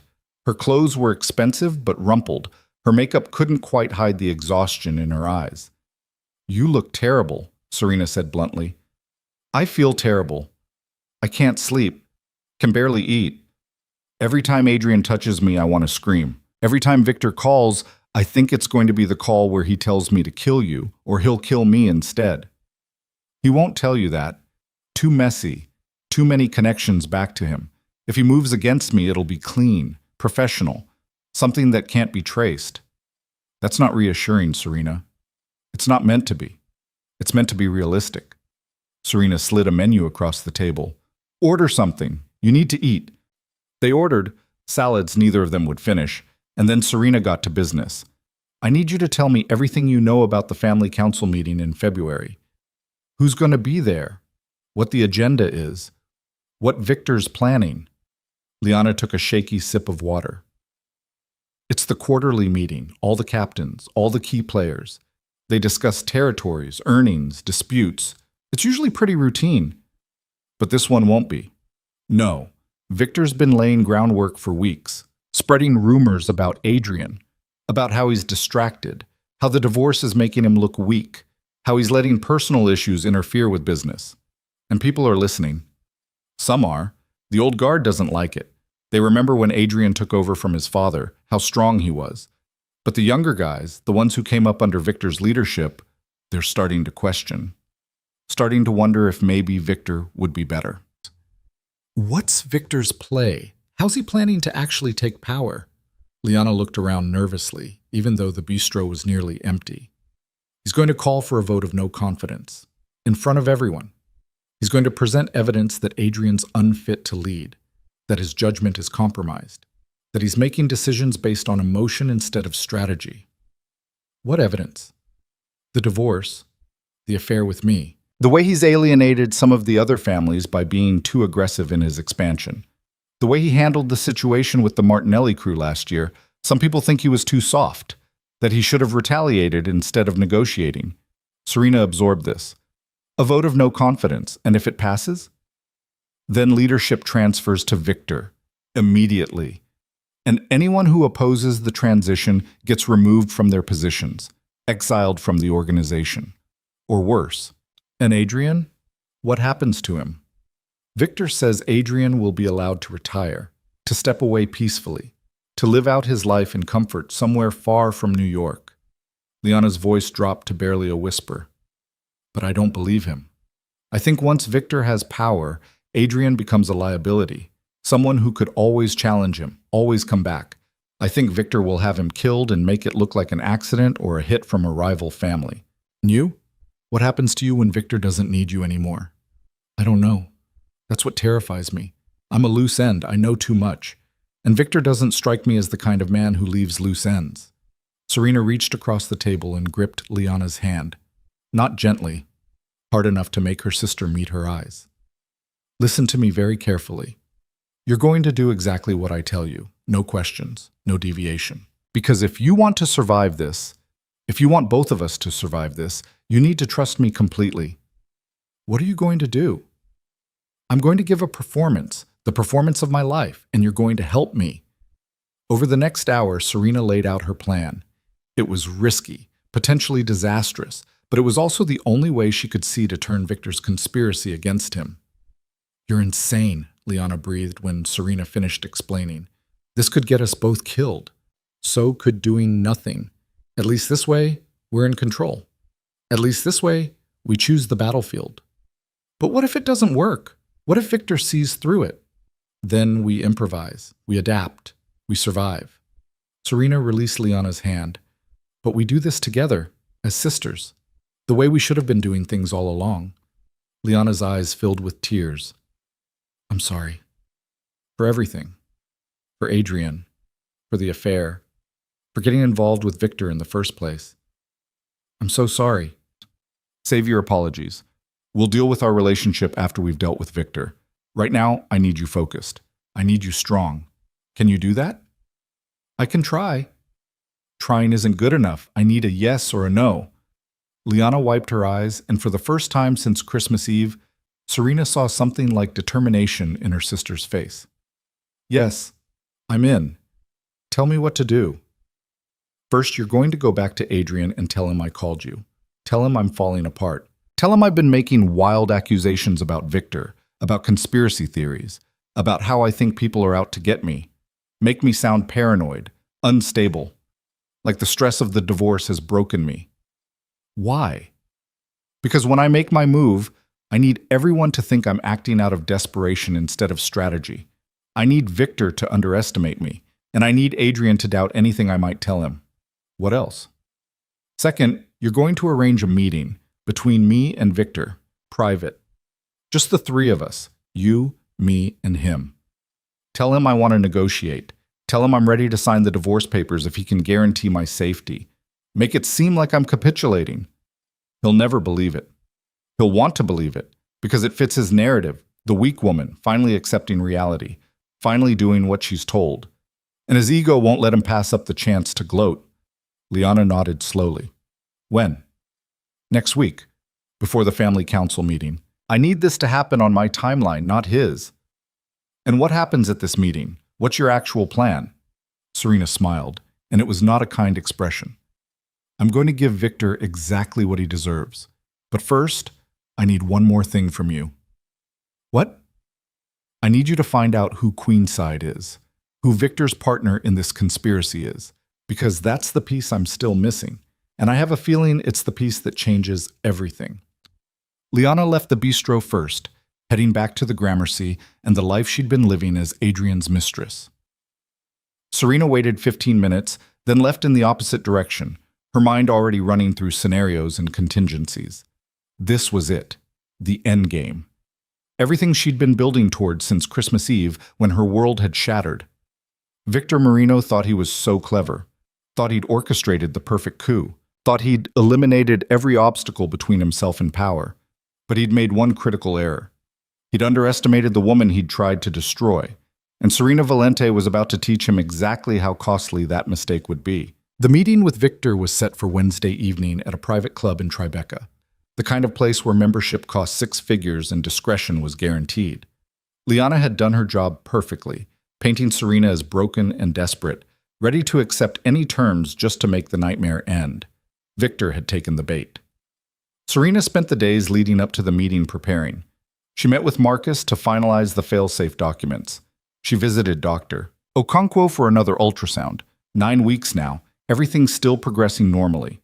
She reviewed Rachel's report until she had every detail memorized. And she rehearsed her performance until it was flawless. Because that's what this would be. A performance, the greatest con she'd ever attempted. On Wednesday, she dressed carefully in a dove-gray suit that looked expensive but subdued. Minimal jewelry, hair pulled back, makeup that suggested exhaustion barely concealed. She needed to look like a woman at the end of her rope, not a woman planning an ambush. The club was all dark wood and leather, oil paintings of hunting scenes on the walls, the kind of aggressive masculinity that made Serena's skin crawl. A hostess led her to a private room on the second floor where Victor and Liana were already waiting. Victor Marino was in his late 40s. Handsome in a cold, predatory way. Dark hair going silver at the temples, sharp features, eyes that missed nothing. He stood when Serena entered, all false courtesy. Mrs. Valente, thank you for coming. Let's skip the pleasantries, Serena said, taking the chair across from him. You wanted to talk, so talk. Victor smiled, settling back into his seat. Liana sat beside him, her face carefully neutral, playing her role perfectly. Your sister tells me you've had a change of heart, that you're ready to be reasonable about the divorce. I'm ready to stop fighting a battle I can't win, Serena said. You've made your point. I'm outmatched, outmaneuvered, and out of options, so yes, I'm ready to sign the papers and walk away. Just like that? After weeks of resistance? Just like that. I'm tired, Mr. Marino. Tired of fighting, tired of being afraid, tired of wondering when the other shoe is going to drop. So tell me what you want from me, and let's get this over with. Victor studied her, looking for the trick, the angle. Serena kept her expression defeated, her shoulders slightly slumped, every inch the broken woman he expected. I want you to sign the divorce agreement by Friday. No more delays, no more lawyer games. I want you to take the settlement and leave New York. Permanently. Leave New York? Serena let surprise color her voice. That wasn't part of the original terms. Consider it an addendum. Adrian needs a clean break. Having you in the same city, running into you at events or restaurants or society functions, it would be awkward. Better for everyone if you start fresh somewhere else. And if I refuse? Victor's smile turned cold. Then we go back to our previous arrangement, the one where I stop being patient and start being creative. And trust me, Mrs. Valente, you don't want to see my creativity in action. Serena let the silence stretch, as if she were considering. Finally, she nodded slowly. Fine, I'll leave New York. But I want assurances. I want it in writing that you'll leave me alone. That there won't be any accidents or unfortunate incidents after I'm gone. You have my word. Your word isn't worth much to me. I want documentation. I want... You're in no position to make demands, Victor interrupted, his voice hardening. You take what you're offered and be grateful you're getting out of this alive. There it was. The threat, barely veiled. Serena let fear flicker across her face, let her hands tremble slightly as she clasped them in her lap. All right, she whispered. All right, I'll sign. I'll leave. Just promise me this ends. Promise me I can have a life somewhere far from here. You have my promise. Sign the papers, leave the city, and you'll never hear from any of us again. Serena nodded, looking down at her hands. Let Victor think he'd won. Let him savor this moment of victory. Then she looked up, and her entire demeanor changed. The fear vanished. The defeat evaporated. What remained was cold, focused rage. There's just one problem with your plan, Victor. His smile faltered. What? I'm pregnant. The words fell like bombs into the quiet room. Victor's face went blank with shock. Liana's eyes widened. She'd known this moment was coming, but the reality was still stunning. You're lying, Victor said, but his voice lacked conviction. Serena pulled an envelope from her purse and slid it across the table. Ultrasound photos, dated, verified, 9 weeks along, due in July. Adrian's child. The heir you were so certain would never exist. Victor snatched up the envelope, pulling out the images. His hands shook slightly as he studied them. This changes nothing, he said, but Serena could hear the panic creeping into his voice. It changes everything. The prenup has specific provisions for children, generous provisions. Adrian won't divorce me now. Can't divorce me. Not without looking like a monster who abandoned his pregnant wife. And you know what that means, don't you, Victor? What? It means your entire plan collapses. No divorce, no distracted, grief-stricken Adrian, no vote of no confidence at the family council meeting, because Adrian Valente, ruthless crime boss, might cheat on his wife, but he'd never abandon his unborn child. Not when that child represents everything he's been trying to achieve for years. Victor's face had gone pale. You manipulative bitch. I learned from the best. Serena leaned forward. But here's the really interesting part. Want to know how I figured out your plan? Want to know how I learned about the vote, the conspiracy, the money you've been skimming? Serena, Liana started, fear in her voice. It's all right, Serena said, not taking her eyes off Victor. He needs to hear this. Needs to understand exactly how thoroughly he's lost. She pulled out her phone and set it on the table. On the screen was a recording app, the red light blinking, recording their entire conversation. You've been so focused on me, on Adrian, on your grand scheme to take over the Valente family, that you forgot to watch your own back. You trusted people you shouldn't have. You made payments that could be traced. You had communications that could be decrypted. And most critically, you threatened the wrong woman. Victor lunged across the table, grabbing for the phone. But Serena was faster, snatching it back and standing. "That's just a copy," she said calmly. "The original, along with 80 pages of financial records documenting your embezzlement, your conspiracy, and your plans to kill me and overthrow Adrian, is currently in the possession of my attorney, with instructions to deliver it to the FBI, the NYPD, and every major newspaper in New York if anything happens to me." "You have no idea what you're doing," Victor hissed. "You have no idea who you're dealing with." "I know exactly who I'm dealing with. A middle management criminal who got too ambitious, who thought he could outsmart everyone, who made the fatal mistake of underestimating his opponent." Victor turned to Liana. You told her everything. You betrayed me." "She blackmailed me," Liana said, her voice shaking but holding firm. "She's my sister. What did you expect?" "I expected loyalty. I expected—" Victor stopped, his hand moving toward his jacket. "I wouldn't," Serena said quietly. "We're in a private club with security cameras in every hallway. You pull a weapon, you use it on me, and you'll never make it out of the building. Is that really how you want this to end?" Victor's hand froze. For a long moment, the three of them stood in tense silence, the weight of everything unsaid pressing down like a physical force. "What do you want?" Victor finally asked. "I want you to withdraw from the conspiracy. I want you to cancel whatever you had planned for the family council meeting. And I want you to disappear, retire, resign your position, leave New York and never come back. And if I don't, then I go to Adrian with everything, every document, every recording, every piece of evidence Rachel Kim compiled, and I let him deal with you the way he deals with traitors in his organization." Serena's voice hardened. "You know how that ends, Victor. You've ordered those endings yourself." Victor's jaw clenched. "He'll never believe you. He'll think you're lying to get back at him for the affair." "Will he? When I show him proof of the $8 million you've stolen? When I show him the payments you've made to buy loyalty? When I play him recordings of you threatening his wife and unborn child?" Serena shook her head. "You're done, Victor. The only question is whether you go quietly or whether I destroy you publicly. You'd be signing your own death warrant. The organization doesn't forgive betrayal. I'm not betraying anyone. I'm protecting my family, my husband, my child, and I'm removing a cancer that would have destroyed everything Adrian built." She paused. "Make your choice, exile or execution. But make it now." Victor looked between Serena and Liana, calculating odds, weighing options. Serena could see the moment he realized he'd lost, could see the moment his arrogance crumbled into survival instinct. "Fine," he said through gritted teeth. "I'll leave, I'll resign, I'll disappear." "Not good enough. I want it in writing, a formal resignation letter to Adrian, effective immediately, citing personal reasons. No mentions of our conversation. No threats, no implications. Just a clean exit.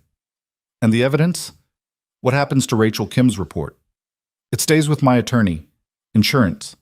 If you ever come back to New York, if you ever threaten me or my family, if you ever contact Adrian or Liana or anyone connected to us, that report goes public. And then you'll have more to worry about than just Adrian Valente." Victor pulled out his phone with shaking hands and began typing. Serena watched as he composed the resignation letter, as he sent it to Adrian's email, as he showed her confirmation that it had been delivered. "There," he said. "Done. Happy now?" "Ecstatic. One more thing." "What?" "Queenside. Tell me who your partner is, who else was in on this conspiracy." Victor's expression twisted with something like satisfaction. "You haven't figured that out yet, with all your investigating and your clever lawyer tricks?"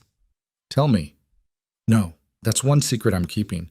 Let it drive you crazy wondering. Let it keep you up at night knowing there's someone still out there who knows what we planned." Serena stepped closer, her voice dropping to barely above a whisper. "Victor, I'm giving you one chance to walk away from this. One chance to disappear with your life intact. Don't make me regret my mercy by playing games." "It's not a game. It's survival.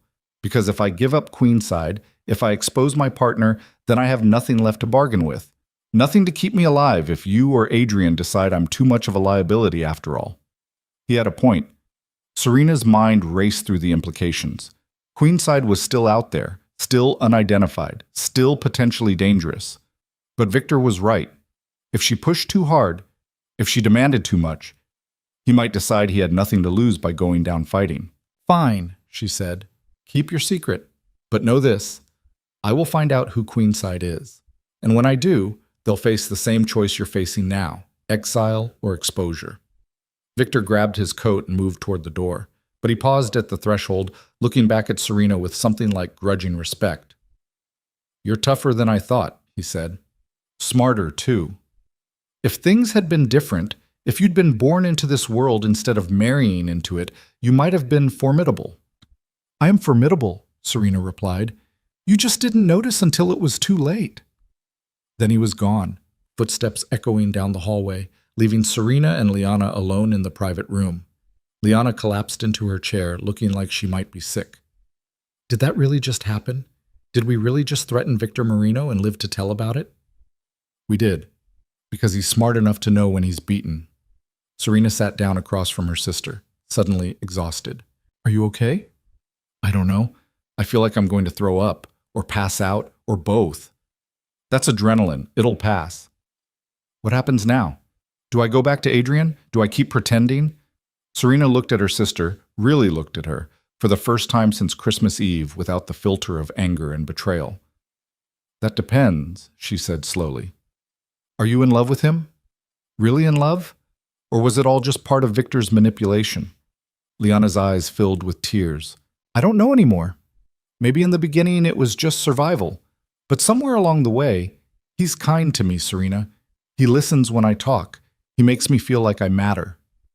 He made me feel that way too, once. I know, and I hate myself for it, for taking something that was yours, for hurting you, for... Stop! Serena held up a hand. We don't have time for guilt and apologies right now. We can deal with our relationship later. Right now, I need to know if you can keep acting, if you can continue the affair until I'm ready to reveal my pregnancy to Adrian. Why? Why delay? You have leverage now. You could tell him tonight. Because I need to control the narrative. Need to make sure Adrian learns about the baby from me in the right context, at the right moment. If I tell him now, while he's still with you, while the divorce is still pending, it becomes messy, complicated. But if I wait until after Victor is gone, until after the family council meeting, until after the immediate crisis is resolved, then I can tell him on my terms. And what about me? What happens to me in your grand plan?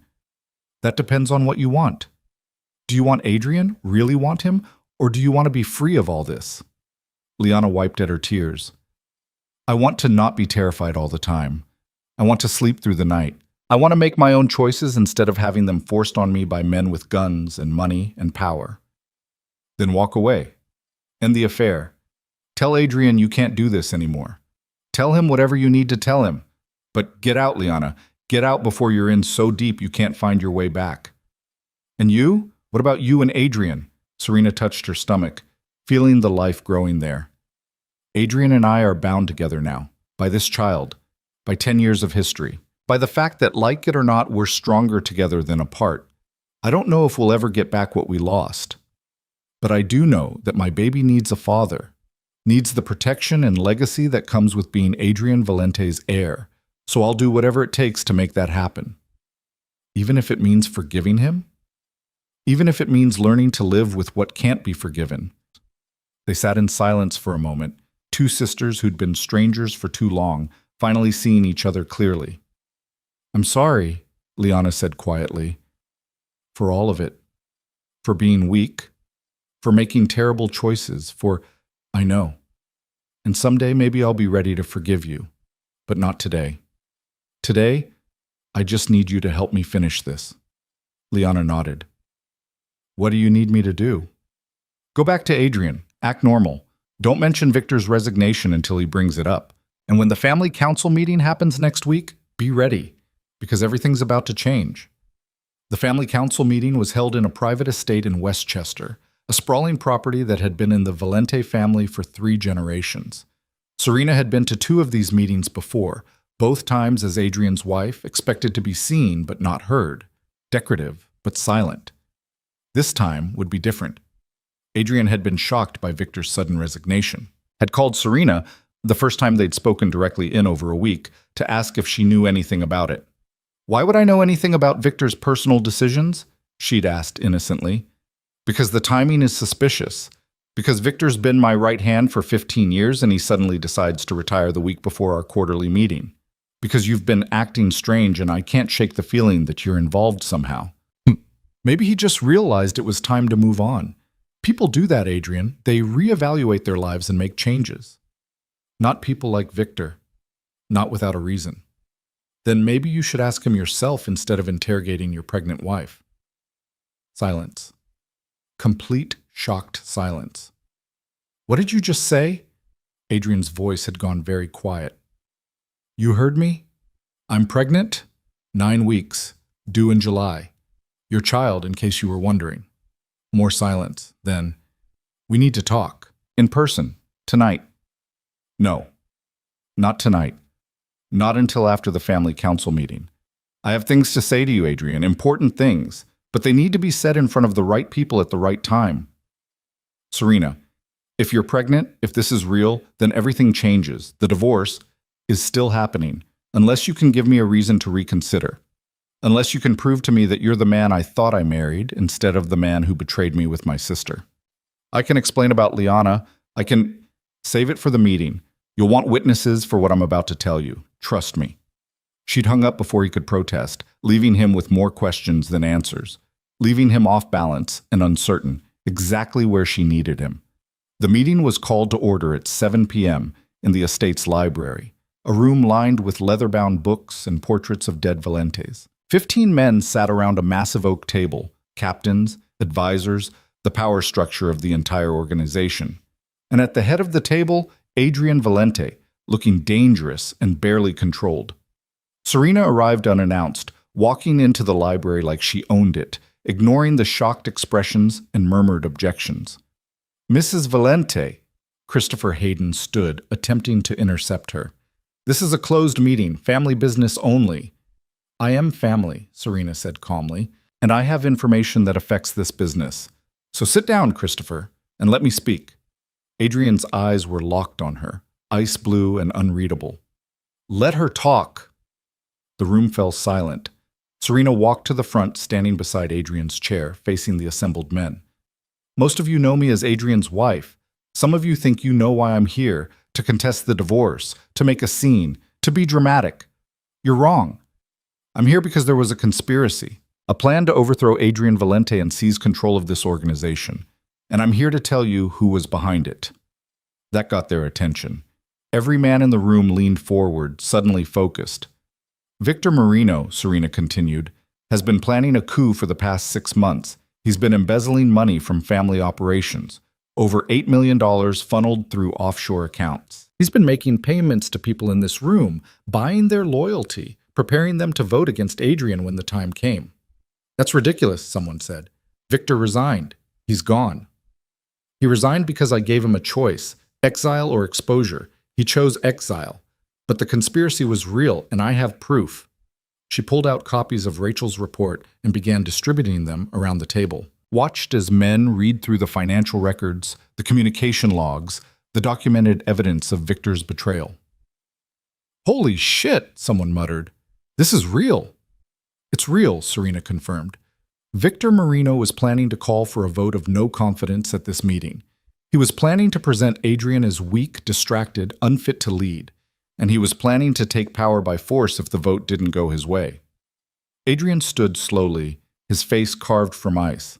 Who helped him? Who in this room took his money? 3 men shifted uncomfortably.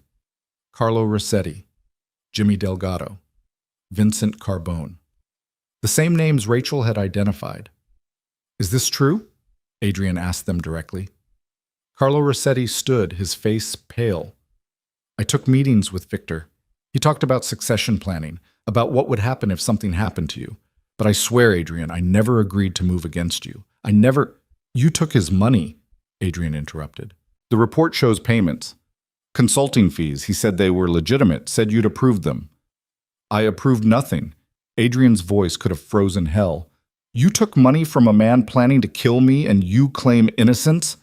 The room erupted in shouting, accusations, denials. Serena let it play out for a moment before raising her voice. Enough. The three of you will return every cent Victor paid you. You'll resign from your positions. And you'll be grateful that Adrian's giving you the chance to walk away instead of ending up in the Hudson. Is that understood? The three men nodded, chastened and terrified. Adrian turned to Serena, his expression complex. How did you find all this? How did you... I hired a private investigator. I followed the money. I did what you've always said I was good at. I found the truth. Serena met his eyes. And I did it because despite everything, despite the affair and the betrayal and the divorce papers, you're still my husband, still the father of my child. And I wasn't going to let Victor Marino destroy you without a fight. Something shifted in Adrian's face, something that looked almost like the man she'd married 10 years ago. You're really pregnant, he said quietly. I'm really pregnant. 9 weeks. The baby you've been trying to have for 3 years. The heir you married me to give you. It finally happened, and then you asked for a divorce. The room had gone silent again, everyone watching this private moment play out in public. I didn't know, Adrian said.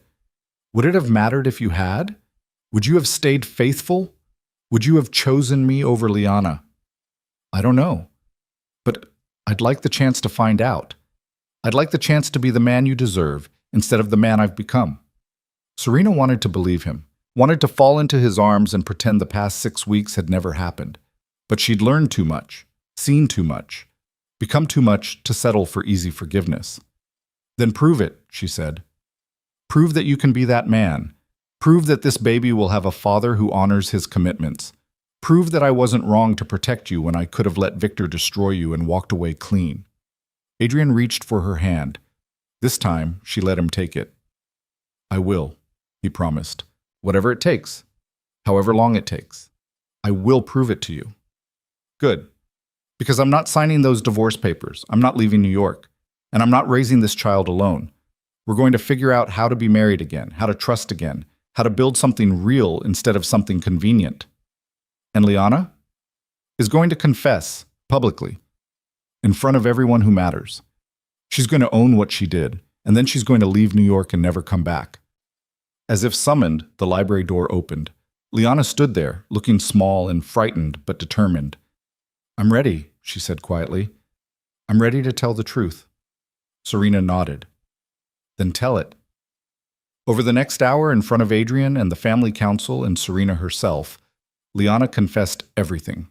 The blackmail, the affair, her role as Victor's spy, the manipulation and the lies and the terror that had driven her choices. I'm not asking for forgiveness, she finished, tears streaming down her face. I don't deserve it.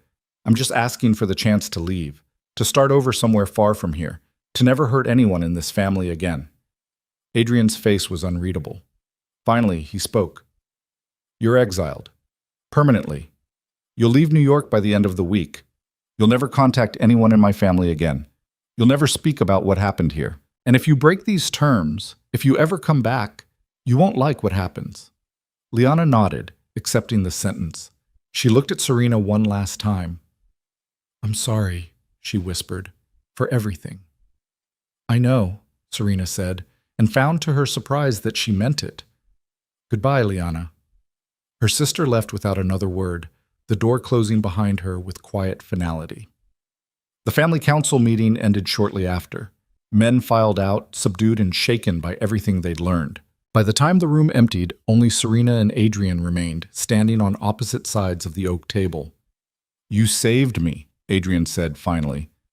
You could have let Victor succeed, could have let me be overthrown and killed. Instead, you fought for me. Why? Because you're my husband, because you're the father of my child, and because somewhere under all the mistakes and betrayals, I still remember the man I fell in love with. The man who looked at me across a ballroom and changed my life. I'm not that man anymore. No, you're not. And I'm not the woman you married. We've both changed, both been broken and rebuilt. But maybe that's okay. Maybe we can be something new together, something stronger. Adrian walked around the table until he stood in front of her, close enough to touch but not touching. Not yet. I love you, he said. I never stopped loving you. I just forgot how to show it, forgot how to be the man you needed. And Liana? Was a mistake, a terrible, selfish mistake. I was angry and frustrated, and I blamed you for things that weren't your fault. I made you invisible because I couldn't face my own failures. And I'm sorry. I'm so sorry, Serena. She looked up at him, searching his face for truth, for sincerity, for some sign that this was real and not just another manipulation. What she found was a man who'd been humbled, who'd faced his own mortality and his own mistakes and come out the other side changed. I can't promise I'll forgive you quickly, she said. I can't promise it won't take years to rebuild what you destroyed. But I can promise that I'll try. For our child. For the future we could still have. I'll try. That's all I ask. Adrian pulled her into his arms, and Serena let herself lean into his embrace, let herself feel for the first time in weeks, like maybe they'd survive this after all. There's still one problem, she murmured against his chest. What? Queen sighed. Victor's partner. We still don't know who it is. Adrian pulled back slightly, looking down at her with an expression she couldn't quite read. I know who it is. What? How? Because I've been paying attention. Because I've been watching my organization the way I should have been watching it all along instead of being distracted by my own drama. He paused. It was Vincent Carbone, my attorney. Serena's mind raced. Vincent Carbone, the family lawyer. The man who'd been in every meeting, who'd known every secret, who'd had access to everything. Are you sure? I'm sure. The encrypted communications, the business hour patterns, the inside knowledge, it all points to him. And when I confronted him after you exposed the conspiracy, he confirmed it, tried to justify it by saying he thought I was making bad decisions, that Victor would be better for the family. What did you do to him? What I do to all traitors. He's gone, permanently. And the message has been sent. Betray me, and there are consequences. Serena shivered slightly, reminded once again of exactly what kind of world she'd married into. But she didn't pull away, didn't flinch, because this was her world now too, and she'd proven she could navigate it, could even dominate it when necessary. So it's over, she said. The conspiracy is finished. Victor is gone. The traitors are dealt with. We can move forward. We can move forward, Adrian agreed. But there's one more thing we need to address. What? He dropped to one knee in front of her, still holding her hands, looking up with an expression of complete vulnerability. Marry me again, he said. Not a courthouse wedding this time, a real wedding, in front of everyone who matters. Let me prove to the world that you're my wife, my partner, my equal. Let me show you that I mean every promise I'm making. Serena looked down at him, this powerful, dangerous man kneeling before her, and felt something inside her chest crack open. Not breaking, opening, making room for possibility.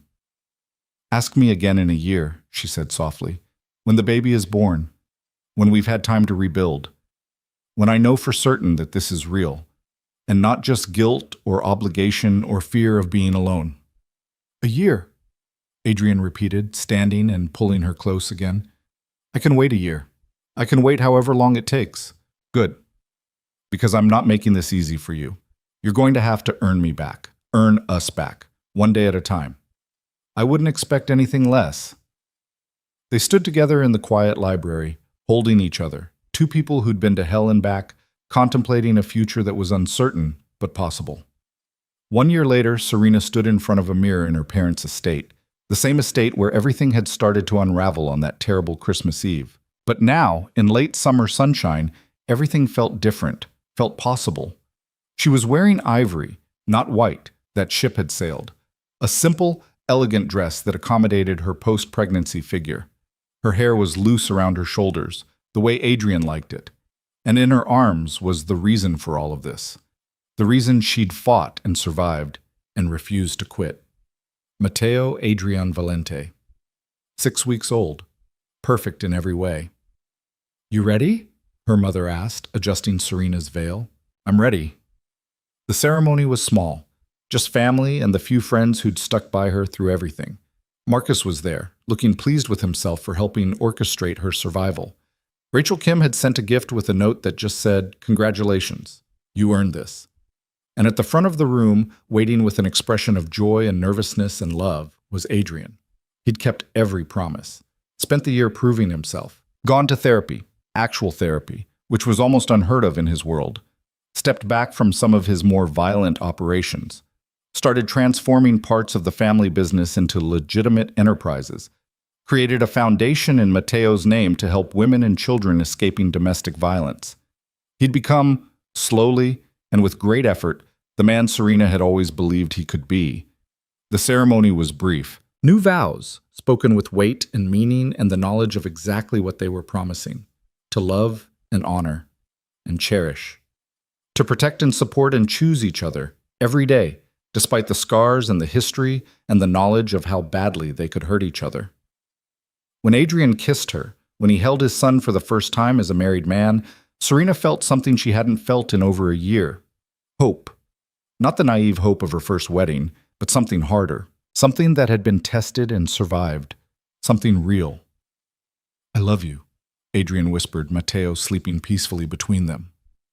"I love both of you, and I'm going to spend the rest of my life making sure you never regret giving me this second chance." "You better," Serena replied, "because I didn't claw my way through hell to settle for anything less than everything." He laughed, and it was the sound of relief and joy, and a man who knew exactly how lucky he was. Later, at the reception, as Serena danced with her husband while her mother held her sleeping son, she caught sight of her reflection in the ballroom windows. She looked different than she had a year ago, stronger, fiercer, more herself than she'd ever been. She'd lost so much: her naivety, her illusions, her sister, the simple belief that love was enough.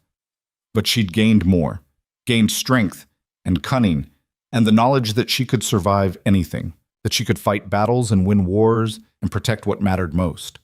Her phone buzzed in her clutch, a text from an unknown number. "Congratulations on the wedding and on your victory. You earned both. V. Victor." Still alive, still watching from whatever exile he'd chosen, still acknowledging in his way that she'd beaten him. Serena deleted the message without responding. Victor Marino was the past. A ghost. A reminder of how close she'd come to losing everything. But she hadn't lost. She'd won. And as Adrian spun her across the dance floor, as their son slept peacefully in her mother's arms, as their future stretched out before them full of possibility and second chances, Serena Valente knew one thing with absolute certainty. She would never be invisible again. Never be underestimated. Never be the weak link that men like Victor Marino could exploit. She was a mother now, a wife who'd earned her place through blood and cunning and sheer force of will, a woman who'd stared down death and conspiracy and betrayal and emerged victorious. And in a world ruled by loyalty and fear and power, she'd proven the most dangerous truth of all. Hell hath no fury like a mother protecting her child. The music swelled, the lights glittered, and Serena smiled, not the careful, composed smile she'd worn for so many years, but a real smile, fierce and free and full of the knowledge that she'd not just survived her darkest moment, she'd conquered it.